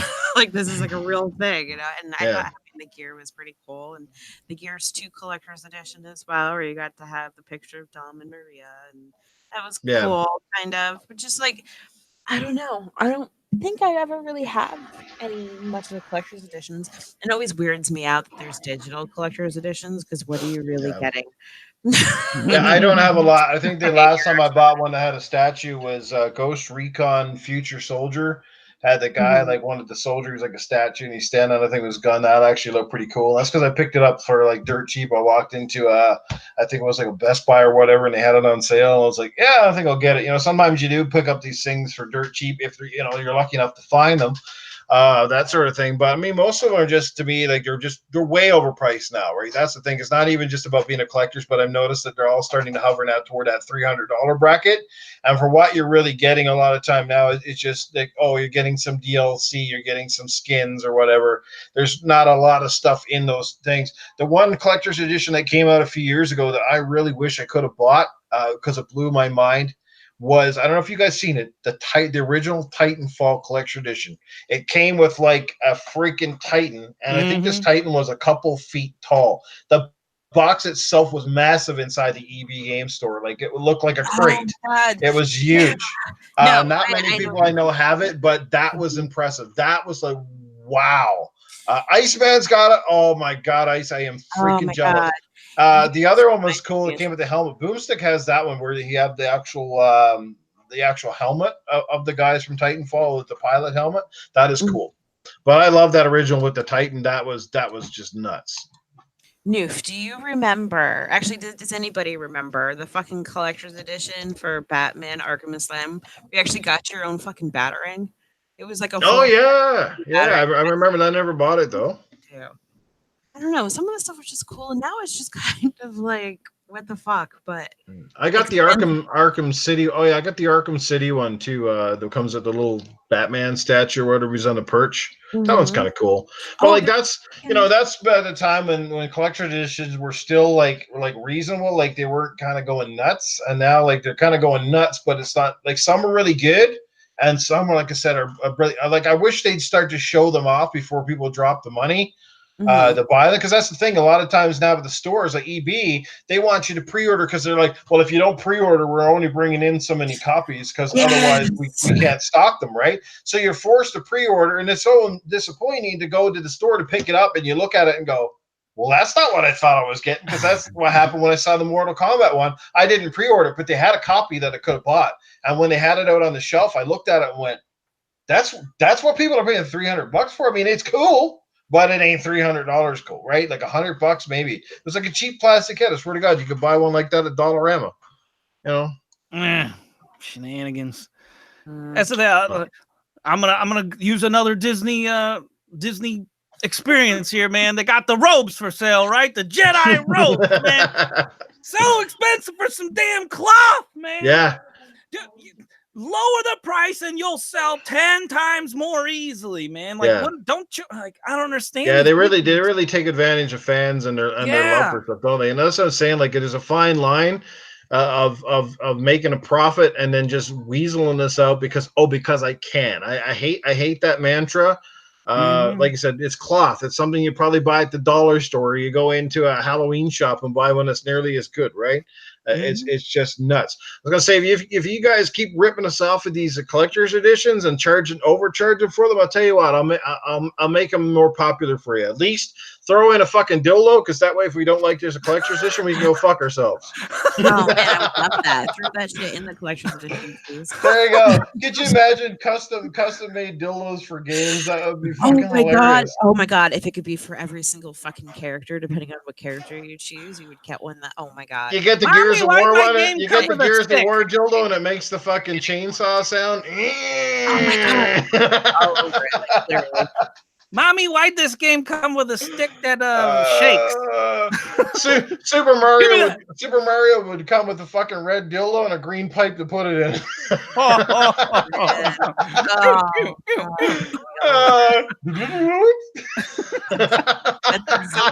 I would have the world's biggest dildo collection if they started doing that.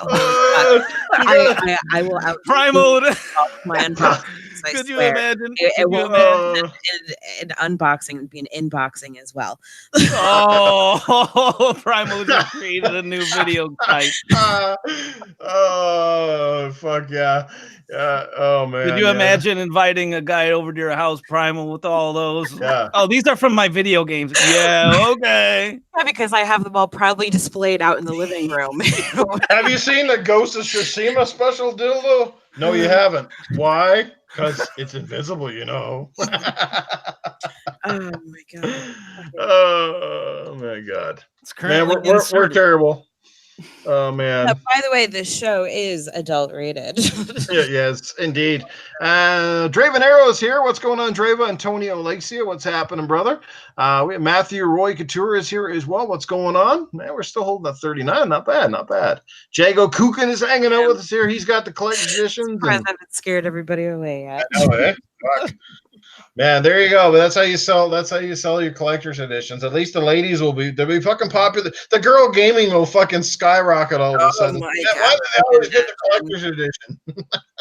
Who needs a boyfriend when you got Gears collector's edition and a fucking Lancer dildo? Exactly. I told you, this is probably the 100th time I said this. Probably the second sentence I ever said to you when we first met was, "If my Xbox had a dick, I'd be set. Like that's my boyfriend. Like I'm done." Titan's over to beside himself. I'm just starting to write this email to these these creators of these boxes. I'm like, man, this is starting to make sense to me. This collector's edition. Hey, babe, tell my wife there's something for you in this collector's edition too. There you go. Well, back a couple of years ago, that was called a Nintendo Wii. If you couldn't find your sticks, and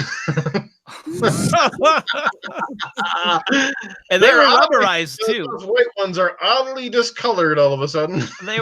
They had the rubber grip, the rubber cover too. Rubber dildo skins, yeah. There you go.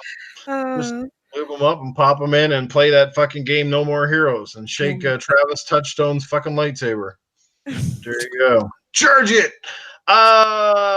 Speaking of crazy shit, let's talk about that. We were talking about Keanu Reeves and stuff earlier, right? Obviously coming out and being in this game. There's a few other big actors. So my question is, like, which actor or actors do you wish would go away, and which would you like to see more of? Like, who's kind of been like done to death, and who hasn't been around lately that you'd like to see more of in terms of movies, and maybe even in your favorite game, like maybe an actor you'd like to see in a game. Anybody want to jump in on this one? How about what's his guy? I can't. Adam Sandler. How about Adam Sandler? Like some type of like comedian or something, man. He would be hilarious in a video game. Someone comedic, yeah. Someone in a comedic role like Adam Sandler. I'd love to see that. How about a Happy Gilmore golf game? That would be fantastic. Oh my God, I'd be all over that. That would be funny, yeah. Bob Barker comes out in between rounds and punch in the face. Come on down, Bob. And then there'd be like a hockey mini game on the side. Oh my God, I'd be all over that. Monkey Punch, are you trying to say that Michael Ironside you'd like to see more of or less of? I'm hoping it's more of, because we don't really see much of Michael Ironside. At this point, he's pretty much Michael no backside. We don't see anything of him. I don't know. Nolan North can go away according to anime. Yes, he's in too many games. Well, he's in another one. I was just saying this the other night. I was like, all the voice actors you guys are hiring, you got Nolan North and fucking Troy Baker again. What game is that? Z Black in the chat is hating on every actor today, ain't he? Sam is worse than Keanu. Well, I'll be there. Oh man. Did you say yours, Primal? I don't know. I'm still thinking. I think I'm sick and tired of I don't know. I'm sick and tired of Will Smith. I'm tired of Will Smith playing Will Smith. I'm okay with him, retiring. I don't know. It would be. I'm more of that person that likes fresh blood. Like I like new actors. I like seeing just fresh people all the time. It gets tiring seeing the same people over and over sometimes, unless your name is Jason Momoa. Otherwise, I will watch you play all parts. Which is why I use that little graphic too in my post for the show. Right, but yeah. But no, I don't know. As far as voice actors. I'm okay. There really isn't anybody that's too repetitive for me when it comes to video games. But other than that, no, I don't know. I really can't think of anybody. I don't like Will Ferrell. I don't want any more Will Ferrell movies. I don't know. Someone jerking off or clapping? I was clapping. Okay. You know what? Will Ferrell, I can take in doses, but most of his movies I think are absolutely horrendous. And he's another one that Will Ferrell plays Will Ferrell, and I feel like the more movies he makes, the worse he gets. Like he's trying too hard and pushing too hard to do things to make himself still be like part of whatever. But no, I enjoy seeing new people. I'm a huge fan more of the British actors as well. For some reason, to me, I feel like they act better than some other actors, but that's my Right. yeah, I don't know. Just give me Jason Momoa and we're good. Good. Titan, how about you, man? Who do you want to see more of or less of? I already. Oh yes, you said Adam Sandler. Who do you want to see less of though? Did you say who you want to see less of? Less of? Man, I don't got an answer for that one. Less of? Yeah, I don't think I got him. I don't think I'm really burnt out on anybody. Okay. Well, I'm probably going to get a lot of hate for my answer, but here it comes. First, I'll say I love this actor. He was one of my favorite all-time wrestlers. I love him to pieces, but he needs to dial it back, and that is The Rock. Okay? I love The Rock. The guy's cool as shit, don't get me wrong, but the man has made fucking more movies than some porno guys have done last year. You know what I mean? He's like everything all of a sudden. He's every type of character, and it's like, okay, I like The Rock, but I'm sick of you, bro. Like fucking take some time off. He's doing kids movies, he's doing action movies, doing fucking Fast and Furious movies now and all that shit. Same with me with John Cena. There you go. John Cena, same with me. Well, he isn't in that many movies, though. He seems like he's everywhere. Everywhere I look. He's on a kid's show or something. Hey, you can't see me.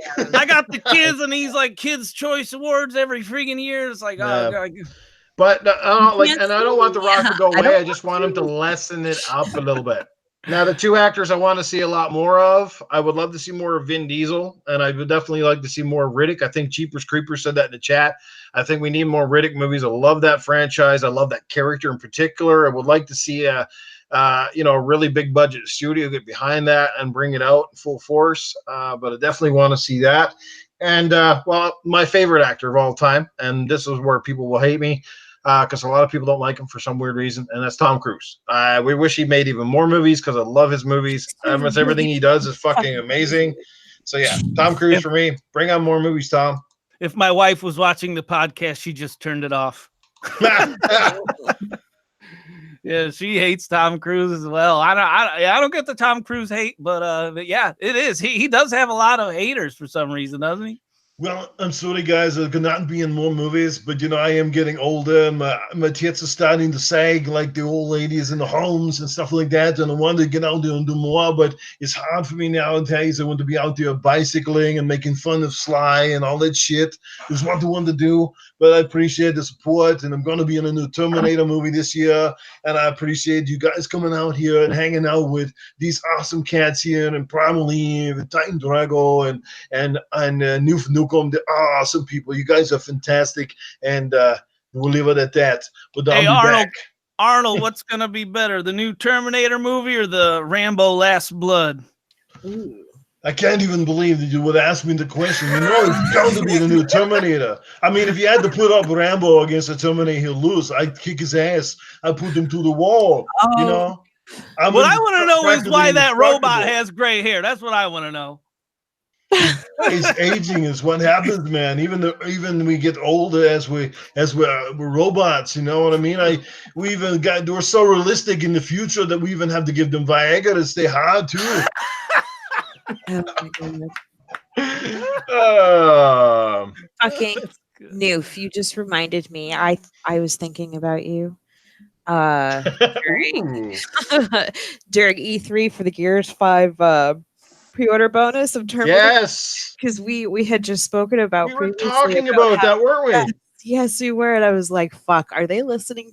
Because not only did you get the fetus right, yes, but now you also got the Terminator. Right. I know you heard it from Primal. I was floored too because I was saying to Primal during our podcast. I said, if the Coalition can make a game other than Gears, I said, could you imagine them making a Terminator game on the engine? Yeah. And all of a sudden they do DLC with nothing other than the fucking Terminator. I just about lost my shit. I'm like, I am having some kind of psychic visions that I did not know about. Like, what the hell? That's so cool. I can't wait to play that DLC. That's going to be nuts. Always speak your mind, Noof. We'll be writing your stuff down here.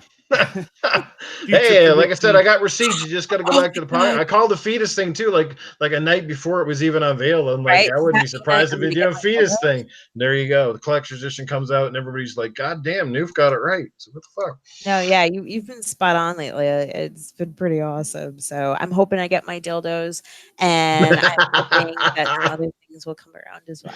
Hold on, that ain't real human tissue, man. They get shot and stuff, and the junk grows back like immediately. So if our society wasn't as fickle as they are these days, you got a better chance of getting the fucking AK-47 packed in with a collector's edition than you do a dildo. Because that's the way our society is so uptight on sexual stuff, but don't give a shit if there's brains flying across screens and people getting hacked to pieces. It's the weirdest fucking shit I've ever seen. Like, but show a tit, show a little bit of sex, and everybody's like, ban the video game. Like, I'll never understand it, man. Everybody has the same body parts. Just letting you guys know, like, we all have the same parts. Honestly. Wait, are we getting into the censorship part of this show? Yeah, well, we might as well segue into that. This whole censorship. See, because Call of Duty apparently has another scene in the new game that is testing some morale. I guess, I don't know, you shoot a woman. I haven't even seen it, but I've heard about it. Everybody's making a big uproar, calling for it to be taken out of the game. You remember a few years back, they had the No Russia level where you went into the airport and you had to choose to shoot up the people or not. That caused quite a stir. All I'm going to say is, there's nothing I've seen in a video game yet that's even come close to most of the movies I've seen, okay? If you don't believe me, go watch The Human Centipede, for fuck's sakes, and you'll know what I'm talking about. That and a few other ones. And any Quentin Tarantino film. Yeah. There you go. Games are tame, but games take so much shit for every little thing. And movies are just like, right? Nobody calling for bans on the movies. Internet. Do you know how many kids just go on the internet and can look at whatever the fuck they want with their parents not even knowing? I do check my kid's history. I have caught her a couple times, but I think now she learned how to delete her history. But that's a different story. But no, like all this stuff, it doesn't make sense to me. There is a lot worse out there. And like you said, Nick, with the whole Call of Duty thing, yes, I understand that before with the whole hijacking with at the airport, it was a big deal because it just happened around the same time of 9/11, and that was like a really big deal. And then it also turned into a big deal about shooting the dogs. It was the first Call of Duty where you actually had to shoot a dog as part of one of the missions in there. And it's just the snowflakes. Oh god. Yeah, and it's like time over time. It's kind of like there is no balance whatsoever. Why is it fair that we can have all this stuff, even real life situations and issues are live on the news, on the internet, but when we like have fake things happening with fake blood, fake whatever, it's a really big deal. And honestly, men and women, if you want them to be equal, then guess what? I could shoot a woman too.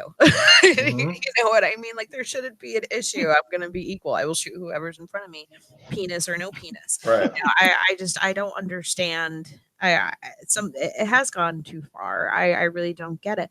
And even with like language and stuff, PG-13 today isn't the same as PG-13 before. You can actually say fuck in a PG-13 movie once. You were never able to do that before. You know, G-rated movies are equivalent almost to PG-13, and I wouldn't say our movies, but it's just, I don't get it. Well, whether it's video games or movies, I don't believe in like sort of violence and things just for more of the sake of shock value. Do you know what I mean? Like, you can make perfectly good products without having to go to the 9th degree. There's great ways of storytelling too without pushing the envelope too far. Where again, but maybe that's a part of it. Maybe that's just a publicity thing for these companies because they get so much more publicity. And you know, Call of Duty is a game that certainly doesn't need a lot of publicity. It sells on its own, but you know, it gets people talking and all that shit. And I don't know, but I just think censorship is getting a little bit too crazy, that sort of thing. So, yeah. Well, it's like, what's the ESRB for nowadays? Like, are people just have they forgot that it exists? I'm really wondering because IGN, wasn't it IGN that made this thing a big deal? I think it was IGN. I could be wrong on that, but I think it was from IGN. Someone from IGN said that this that it needed a what mode, like needed like a violent-less mode or something like that. Someone help me out in the chat with this if you know what I'm talking about. He said it was IGN. Axel said it was IGN. So yeah, like, do these people not like how moronic are you? Like, if I didn't hate IGN before, like, they're not making it any better on themselves because do they not realize like the whole world is looking for any reason to blame anything on video games because people can't take accountability for their own actions. Mm-hmm. So, like, IGN is actually damaging, maybe inadvertently, I don't know, but whether they realize it or not, this is actually potentially damaging the very industry that makes its livelihood. Like, it just makes no sense. Drives me nuts. Like, they are truly ignorant. Yeah. Like, they just think of anything that they can possibly write about and just, like, they have like, original ideas. Like I feel like those writers over there are so just... Yeah, and at the end of the day, you have the choice to buy it or not. And the other thing, and this can go for any of these companies, if you're making a game that has content that could be objectionable, you put a warning on the package or in the game even at the start of the screen, because I think the Call of Duty one gave that option that you could play it or you could skip it, right? Yep. So there you go.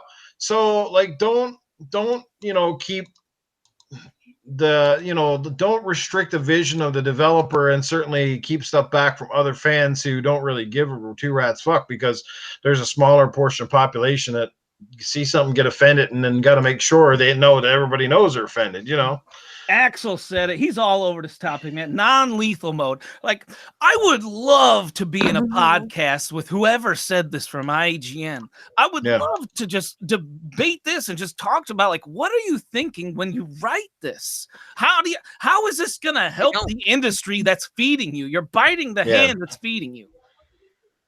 Yeah, I don't know. Again, that's IGN always trying to do the opposite, go to opposite field for their clicks and shits and giggles, right? Because that's what they're getting good at these days. I mean, fuck, you go to IGN's website nowadays, half the time they don't even cover games anymore. All I see mostly now is fucking movies. Movies. They got more shit on Fortnite than I think they did on E3. Like, it's just horrible. IGN goes where the wind blows these days. Easy Money pointed out in the chat too. He's like, yeah, they just steal gameplay for steal from content creators and this and that. Like, man, they have made themselves look so bad, just so bad, and they're just not getting any better. Mm-hmm.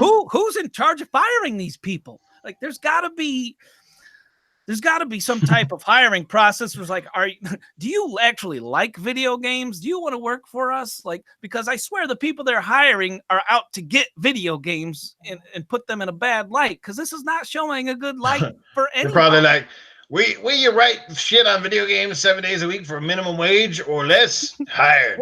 Yeah, right. Hired. That's all you got to do. You work 7 days a week at minimum wage and write some shit about video games because you pretend to like them. Hired. No worries about censorship, guys. No worries. I don't care what you talk about. Yeah. Oh, man. Crazy shit. But it is one of those subjects. I don't know. Final thoughts there, Eve? No. Yeah. I mean, it is what it is. I mean, but, you don't want to get to a point where, when all your games on Xbox and PlayStation turn into Nintendo's games. I don't mean any offense in that, but you know what I'm saying, right? Yeah, like, Nintendo's notorious about, they are the Walt Disney of the fucking games industry, because almost everything they make is G. It might have an objectionable word here and there, but pretty much everything is a family-friendly game with those guys, right? So I don't want my Xbox trying even someone made I don't know who said something like, no, it was like Gears now is Gears 5. Even taking out what was wrong with Gears of War 5? Is that too many words for people? Like, why do you even have to take Gears of War out of the title and just call it Gears 5? I know that sounds like I'm making a man of a molehill, but that's just stupid. Like, I don't know. It's still Gears of War. Right? Well, how big of a puss are you anyways? A non-lethal mode in a freaking Call of Duty game? Yeah. That should be called the Nerf edition. Yeah, right. Do you want to turn it into freaking paintball mode or something? Come on, man. Call of Duty Nerf edition. All the guns are pink, purple, and green, and shoot. Might as well turn it into Lego. Call of Duty Lego. Yeah. Oh, don't go giving them any ideas. Oh, man, he broke apart. He broke apart. It was so graphic. I've always had this wish of having a Gears of War Lego, because it would be so cool to chainsaw somebody and just have red blocks coming out of them. I always thought that'd be awesome, but I could see it. Why not?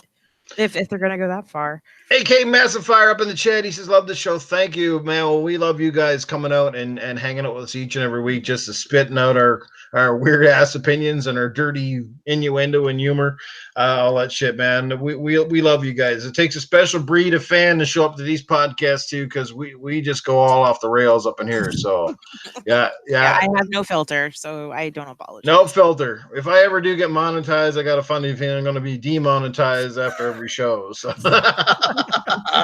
all these little restrictions things. Yeah, probably no good for me to get monetized, guys. You'll never see Noof again. But like every 5 minutes, I'm getting a fucking strike on my thing or whatever. Right? Noof, you may want to host this podcast on Pornhub. Seriously. Pornhub, yeah, gaming out. Well, then if I'm going to go that far, it's going to get real raunchy up in here. Oh man. Yeah, me and Primal, we might have to do some camera work. You better be getting me those dildo collector's editions then. Hey, I got a pair of moobs over here, so they look pretty good under a certain lighting. Might get a couple of people excited. Oh fuck. Anime loves the dirty humor. Well, we love people that like our dirty humor. We try to keep it real, but not be your average typical podcast. I was gonna say porncast. See, there we go. We just dropped some viewers, went from 40 to 37. Oh yeah, we just lost a few. They're like, this shit isn't PG. Oh. We offended somebody with our Nerf comments. Our Nerf comments. Oh, fuck. Well, we're almost out of topics here. Let me just quickly check in and see where we're at on our timeline here. Sorry, what? Fuck.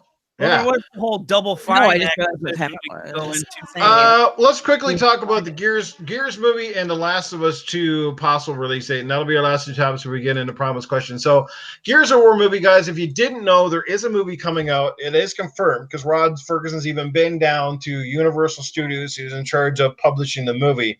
The latest article, I've been trying to get some updates on, because we have no idea who the cast is going to be, what the script's about, but based on the article I read. It sounds like they're going to keep the movie on the planet of Sarah, but it's going to be loosely based on Gears, whatever that fucking means. They said they're going to have some characters, which I would hope that probably means at least they're going to have a story about Marcus, but they also kind of went on to say that it wasn't really going to be closely related to the games. So that kind of makes me half and half, apprehensive and maybe excited. I don't know. And Rod's quote was this. We want it to be a good movie first and a Gears movie second. Now, I get where they're going because movies based on video games, guys, we all know have been notoriously bad. There have been few and far between. But part of the reason movies that are based on games have been notoriously bad is because they usually have nothing to do with the fucking movies or the games they're based on, and it drives me nuts. They steer so far clear of the content that made the game popular. Like, I don't know how. I mean, books all the time get translated into good movies. So why is it so hard to take a video game script that's already set for you? All you have to do is basically even recreate the game, and you've got a winning movie. But for some reason, I guess it's the fine line of pleasing your fan base and trying to pick up Mr. Johnny Moe over in the corner who doesn't know anything about it and make sure that they like that movie just as much. I don't know. What's your take on this? Primal? Go ahead, Primal. Oh, okay. Yeah, sure. I'll totally take this. So that it concerns me a little bit because that's what we're looking forward to. We're looking forward to see Marcus and Dom kick ass on the live screen. That's what gets us excited. Of course, yes, I'm going to be excited about a Gears movie, but definitely not as excited if it doesn't include at least those two or at least the four with Cole and Baird. Yeah. Somebody mentioned a prequel. I will totally be about a prequel if we go back to the COG Wars, even just to see how it all started, how Marcus ended up in fucking jail and stuff like that, like how they were as young, seeing Bernie and Hoffman together when they were younger, just to have all that shit and then have the movie end on E-Day. That would be so fantastic, and it would give them an opening to continue making more movies. Right. Now, so that's why I'm a little puzzled and I'm a little concerned on the direction that they're going. But I don't want to jump on it yet until thank you, the pendulum. I don't know why I was thinking about the which is like Wars. the first book is actually about the Pendulum Wars. Yes, thank you. That what's her name that she wrote. It was called Anvil Gate, I think it was. Yes, no, the one? yes. Yeah. And if I think that would be really cool just to see the origin of everybody, like because we never really got to play through that or see that. Yeah. So that would be very exciting. I don't know. I just have to wait and see and get more information. But like I said, it is a little concerning that I'm smelling a PG Gears movie. That's what I'm smelling. A PG. Don't do that shit. I will. That's gonna ruin it right there.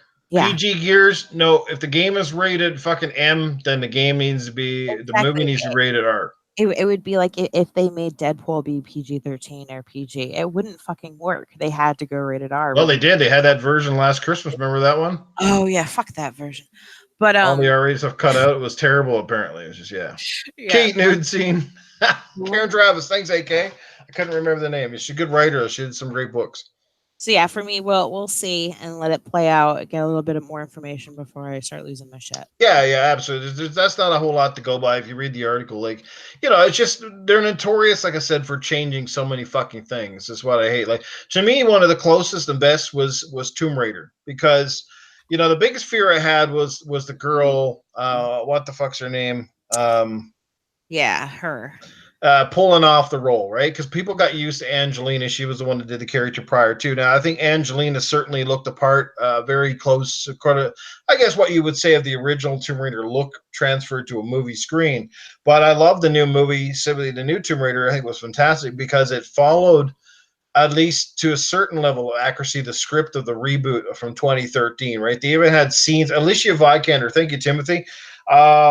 They had scenes almost like it was ripped from the game, and I love that. Like, it's a homage to that. You know what I mean? So that's why I like that movie. I thought that was really, really well done. And apparently, I think they're going to make a sequel. At least I hope they will. So yeah, Alicia's she's a nice actor, and I thought she did a really good job. She had that, it was good stuff.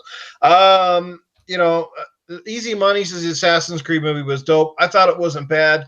I loved how they did the Assassin's Creed drop from the tower in that movie because that was actually done for real. It wasn't CGI. They had the big mattress at the end. The guy actually did the somersault into it. That was pretty cool. Let's not even talk about that Super Mario Brothers movie. Salty brings that one up from time to time, but that was an abomination. That was just wow. That is like a cult classic. I don't care how poor and how bad between the Super Mario Brothers, with John Leguizamo. Yeah. That and also the Street Fighter movie with Jean-Claude Van Damme. I don't care how horrible they are cult classics to me. And in comparison to some of the other video game movies out there, or even like anime, I can't even talk. Anime movies too that have been made into live action, like Dragon Ball, they'll never get that right. Avatar, the Last Airbender, they'll never get that right. But Super Mario Brothers and Street Fighter, they will always have a special place in my heart. Just saying, I don't care. Jay Slayer said neither of the ladies had big enough boobs to play Lara Croft. I was going to say that sounded like a Nuke-O-Mancer right there. I didn't care. I know they were a bit smaller boob, but I didn't mind that too much. To me, that was as long as they could pull off the role. I wasn't caring so much about the boob. But Double Dragon. Yeah, there's been so many crazy ass movies. Titan, weigh out on this one if you want to. Yeah, I got no real comments about the actual movie itself. I feel like they almost know that Xbox gets hate for everything they do. So anything Xbox related is going to come with some level of hate baked right in. So I think it's sad that even, the movie industry has to make these kind of like preventative, remarks or whatever before it even comes out. They're being really transparent, which is good. They're at least letting you know what their direction is, and maybe to me it kind of sounds like they're not gonna. This statement kind of sounds like they're not going to go with the exact lore. Maybe they'll make their own kind of storyline with it. I mean, that's what it sounds like to me. Do you know who I think would be I know he's not the director for Gears, but who I think would do a phenomenal job with Gears would be Zack Snyder. Okay. I think Zack Snyder would probably make a fantastic Gears movie because he knows how to use a green screen camera work as well. And I would imagine a planet like Sarah would have to be pretty elaborate, and I'm sure like the budget is always a big thing, right? The first movie in a series always is much more restricted because they want to see, if it's going to carry its weight and going to make its money back at the box office, and then they kind of double down if it's popular enough, they double down on the sequel, right?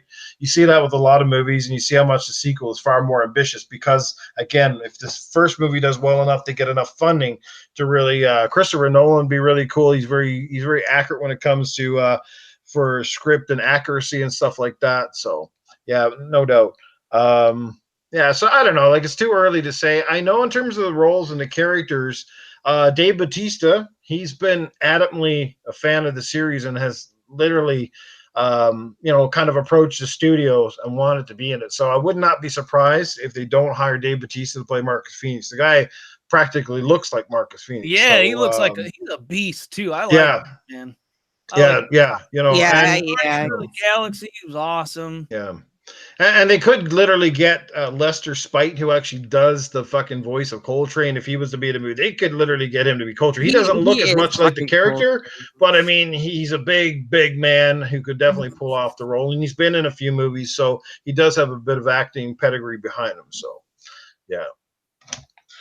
But yeah, there you have it. So last one, based on a rumor, looks like The Last of Us 2 may come out. Again, this is a rumor, loosely based, may come out in February. Would that be a good thing? Do you think that would be a good time to release The Last of Us 2? I mean, if either one of you even excited about that game, I know I'm certainly excited. And if it comes out in February, that'd be a great time. But man, like early next year, between February and it looks like May again, it is going to be a stacked card. So what do you think? You know what? If I had a whole lot of money, I'd get a PlayStation 5, but I don't. So I'm definitely only going to get the next Xbox. I'm not going to start my library over from scratch. That's for sure. And it's all going to come with me. So I've got no reason to go to PlayStation. Yeah, they've got a few great games, but like people say, like, that's not going to draw me over. And you know what? This game, like, people tend to really hype up these like mid-gen games, right? We're right in the middle of two generations, right? I can't tell you how many games that were so hyped up because the next gen is coming and a game like gets released for the next gen, but people always forget, the games that you get at the beginning of the next gen like don't really harness the power of the next gen consoles. Like, how often does that happen? Never. So like, I feel like we all kind of, we're just the hype for the new hardware. Well, you got to remember that The Last of Us 2 is primarily based and built around PS4 hardware. So it isn't, it may almost launch next to the PS5, but I don't think it would be necessarily a showcase title for the PS5. I think it's going to look like one of the best games, this generation. Love or hate Sony, you got to admit their games have been some of the top games out there graphically. Very few have been able to compete with the level of detail that their studios seem to be able to pump out. So I'm pretty stoked for the game. I loved the first one. I thought it was amazing. I love Naughty Dog. The Naughty Dog and their games, Uncharted, Last of Us, are some of the biggest reasons I own a PS4. I just love their storytelling, the way they do cutscenes. That sort of thing. The only thing I think the Naughty Dog needs to improve on is a little bit more in the handling department. Their games handle a little bit weird to me personally. I just find like the way their shooting mechanics feel a bit off. But again, hopefully they can. No, they didn't pay Ellen Page. She's not the one doing the voice of the character, as far as I know, as the Black Rider. I read the girl's name and it wasn't Ellen Page. No, because then there was like a similar game made with fucking. Right. There was a big deal because the girl looked just like Ellen Page, but it wasn't Ellen. It was this whole drama bullshit. I remember. Yes, I remember that. It's an inside joke. Yes, yeah, yeah. Because she was in that other one that the Quantic Dream crowd made, wasn't it? I don't know, but I just don't. What's it called? Yeah, I forget what it is. Somebody will do it. Oh man. Yeah. So, Primal, you excited about the game at all? I mean, you have a PS4. Did you like the first one? I never even got to play the first one. I had to sit down and watch one of my exes play, so I wasn't really able to experience it all.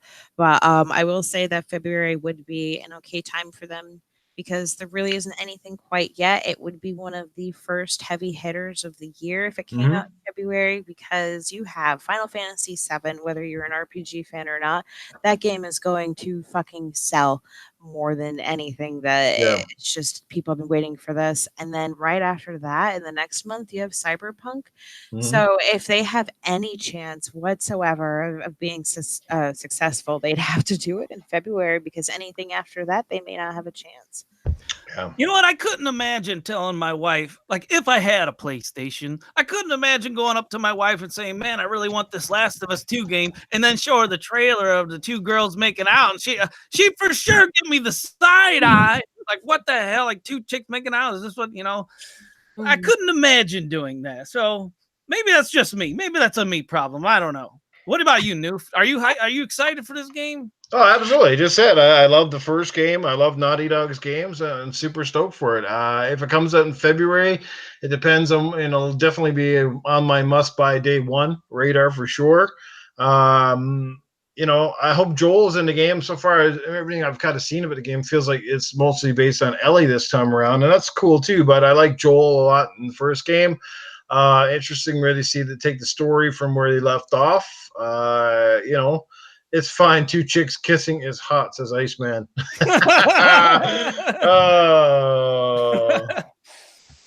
I don't remember it being called the lesbians of us too. Oh man. Yeah, man, I'm excited for it. We'll just see what happens. Again, it's early. It's just a rumor. Apparently, the voice actress kind of almost let it drop. It's coming, but she might have been joking. We see that shit from time to time too. So, let's get into your question. We'll end out the show. Primal, you got a good one tonight. Righty, you guys ready for this one? Okay. What won't you do in the bedroom? What won't you do? What crosses the line for you? When is it that you say, okay, no? when do you say no? Oh man! Let's let the guest take this one. Go ahead, Titan. All you gotta drop it down, brother. You're on the spot. Oh, I'm on the spot, real. He doesn't get these kind of questions on podcasts. He's on most of right. I'm looking for my phone a friend or something. Right. He's like, I hope the wife's not listening in too far away. That's right. I'm gonna go safe with this one. I'm gonna say I wouldn't do anything that isn't my wife. I'm gonna play it really safe. Wow. So I'll do it. It's not my wife, and there you go. There you go. No doghouse for Titan tonight. That was fucking. Oh, I just gained points on this podcast. Yeah, you did. Yeah, you did. Yeah, nobody's gonna give it Titan the L for that question. Well, at least my wife won't. That's there you go. There you go. No, you're See, Black Rider. Good answer. Black Rider says no, right no crackers. You did no the cracker. Lunch bizzle. I'll try anything 3 times. Fuck. Iceman, I won't suck her toes. Yeah, that's a good one, Iceman. Yeah, cheesy sex is terrible. Didn't we talk about like toes and feet and stuff? Because I said that, like, I had one guy that tried it and he said that my feet. Draven Arrow give you an L. You know what? The thing is like alcohol is always, you know, like the more alcohol, the farther you'll go. It's just natural, you know. So if you're not an alcohol drinker, I kind of feel sorry for you when it comes to the bedroom. Yeah, never get too loaded, guys, and don't confuse because if you get drunk and you're having sex, sometimes you might confuse a tight pussy. You know what I mean? And next day you wake up and go, man, why is my dick covered in shit?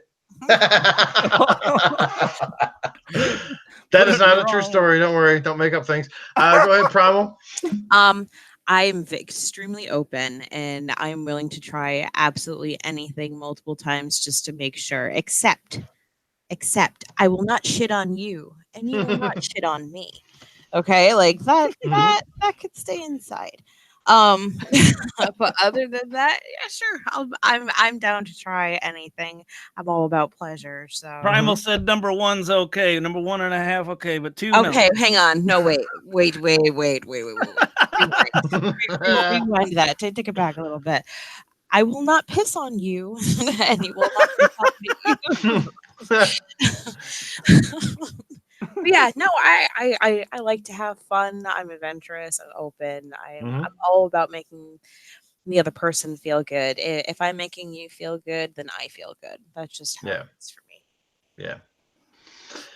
Whoa, it's my minute time. Look, I'm pretty open. There's not too many things that Noof Nukem would not try. I am boom boom kaboom. I am no limitations, but I do have some. Again, no pee and no poop. There's I have no room for feces and piss. That seems like something cats and dogs would do to each other, not human beings. I mean, if that floats your boat, go ahead. But I got my breath smells like shit after I drink coffee, so I don't need it for real life. You know what I mean? I don't need a package of Tic Tacs and a Kleenex wipe after, But I'm game for just about anything. I don't want anything up my butt either. Nothing goes up my butt. That's exit only. You know what? I was bad enough when I had my back surgery and I had to have 3 fucking doctors stick their finger up to check for my prostate shit and whatever, and that was bad. Especially this one particular guy. Oh my Lord. He had big fingers. I don't know what he was digging for, but let me tell you, it hurt like a motherfucker. So yeah, I'm open to just about anything else. Not a big fan of toes either. So like, if she wants to, get real down and dirty with the toes, I don't know, just feet just kind of gross me out, because I know how feet can smell, and they're one of the most fucking gross areas of the body. Sausage fingers. And no fucking doubt. But yeah, I'm pretty open to stuff. Like I said, one of these days, hopefully I can convince the wife, to get a little friskier, maybe we'll get a few extra people, and going up in here, that sort of shit. Yeah, I'm pretty open. So there's not much I won't do, but definitely the pee and the poop stuff, that's an absolute no-no. There we go. I think we've answered it all for people. Iceman's feet are fine. I just won't suck on it. Yeah, I don't mind feeling a person's feet or massaging and stuff, but as far as the whole sucking, they'd have to be damn clean before I get down there and plug some toes. Call this the TMI podcast. Stay away from the butt stuff. Absolutely. You know how the porno stars do the butt stuff. You watch the videos. They do the enemas and stuff before they go there. So, you ever seen that shit? Dude, that doctor scarred you for life, man. No doubt. Anyway, guys, that brings us to the end of another phenomenal podcast. Yes, indeed. This is Gaming After Dark, where we throw it down like Tony Stark. That's right. There we go. First of all, shout out to everybody in the chat. Hopefully I've gotten everybody who showed up here tonight. You guys are fantastic once again. Some of the best people we could ever ask for showing up and hanging out with us and appreciating all of our topics and our crazy ass humor and all that stuff. And obviously, shout out to my awesome panel. Let's get to the outros, and we'll start with our guest of the night. Again, he is my co-panel member on the Saltiest Gaming Podcast, which you can check out on Thursday night. Speaking of that podcast, guys, Salty's been having some trouble with his channel ever since he did the Ubisoft show. So as far as I know, I think he's going to be running it on Mixer. Going to run it through Mixer this week. So if you're not sure what's going on there, you just send him a message. Sure, he'll give you the rundown, or follow his account on Twitter. He'll give you the updates there, but we're looking forward to it on Thursday night. So anyway, without any further ado, it's over to you, Titan Drago. Where can people find you? What's happening, brother? Everything at Titan Drago, everybody. If you haven't seen my latest parody, The Real Crap Gamer, I would suggest you check it out. People find it very entertaining, which I've gotten so many great comments on it, and I want to thank you all, for the absolutely awesome remarks that you've given in the comment section. It's funny because the Crap Gamers comment section is toxic as all hell, and I make a video about them, and it's a complete opposite. So anyways, I'll catch you guys around on Twitter and Xbox, man, bringing the common back to sense. There you go. I haven't heard that line in a while. And as always, my amazing co-host who makes this show 110 times better when she's here. So thank God she got back this week. We missed you, Primal, when you're not here. It is easy. Everybody misses you in the chat, too. So welcome back. Hopefully things continue to go well. Obviously, health and technical issues sometimes you cannot control, but it is what it is. But it is good to have you back. And anyway, let people know how they can track you down, you kinky woman. Well, first of all, I absolutely love doing this show. It's probably my favorite podcast out of 2 podcasts I've been on. No offense to anybody on the previous podcast, including you, Noof, because you're on this podcast with me now. But if you know what I'm saying. I know. And but no, I absolutely I have a blast on here. I have a blast with the chat. You guys are awesome. If you'd like though, you can hit me up on Twitter at Primal Eve. I'm not as active as I have been just because of work and home life and shit like that, but I am on there once in a while. And then you can find me on Xbox and PlayStation. Also as Primal Eve. Primal Eve is 2 words on the Xbox. I don't understand why I have to keep repeating this. I have people say that they cannot find me. It is 2 words, not 1 word. Just like your name shows up on the screen, Primal Eve. It does, yes. So if you guys want to hang out, play, get some Gears time in there, I'll definitely. I think it's time for another Gears night, New. I had a blast, or not even Gears, but we should definitely have like a community night. I want to play a campaign with somebody. I'm tempted to go back and start number 2, and I'd like to have a partner. That'd be fun. Shit, sounds like a good idea. Oh, that sounds like a fantastic. Maybe knock out a few Gears games before we get to number 5. Just to kind of refresh. It'd be fun. Yeah, no, I had a light bulb moment if we could stream us playing together. That would be great. Yeah, it would be. But yeah, no, I had a great time. Thank you, Titan, for being here. Thank you, New, for having me time and time again. All right, I'll send it right back to you, New. All right, this show was particularly moist tonight. Yes, it had a little bit of squish and a little bit of dish. That is how we roll up in here. Yes, and no piss or shit. But we will see you again next week. What's going on to Philly Eagle, who showed up here? What's happening, brother? Thanks for stopping in. CD Mac 5, he's here. It looks like he's catching it at the end. Well, it's better to catch the end sometimes at the beginning, if you know what I'm saying. But yes, my friend, thanks for being here. You can always catch the replay later. To everybody that catches this podcast on the replay, if you're not here live, guys, make sure you share it out and show it with your friends. I see no reason why we can't hit 50 or 100 people up in here watching. I got fucking like over 3,000 people following me on Twitter. You know what I mean? And yet is a very small portion of those same people that show up in the chat. It's kind of weird correlation. I guess I need more followers on YouTube. That's the problem, right? But anyway, we will catch you all later. We'll see you on Salty's podcast on Thursday night. But until then, you guys have a fantastic evening, and we will see you again soon. Stay moisty, everybody. Mm-hmm. Good night, everyone.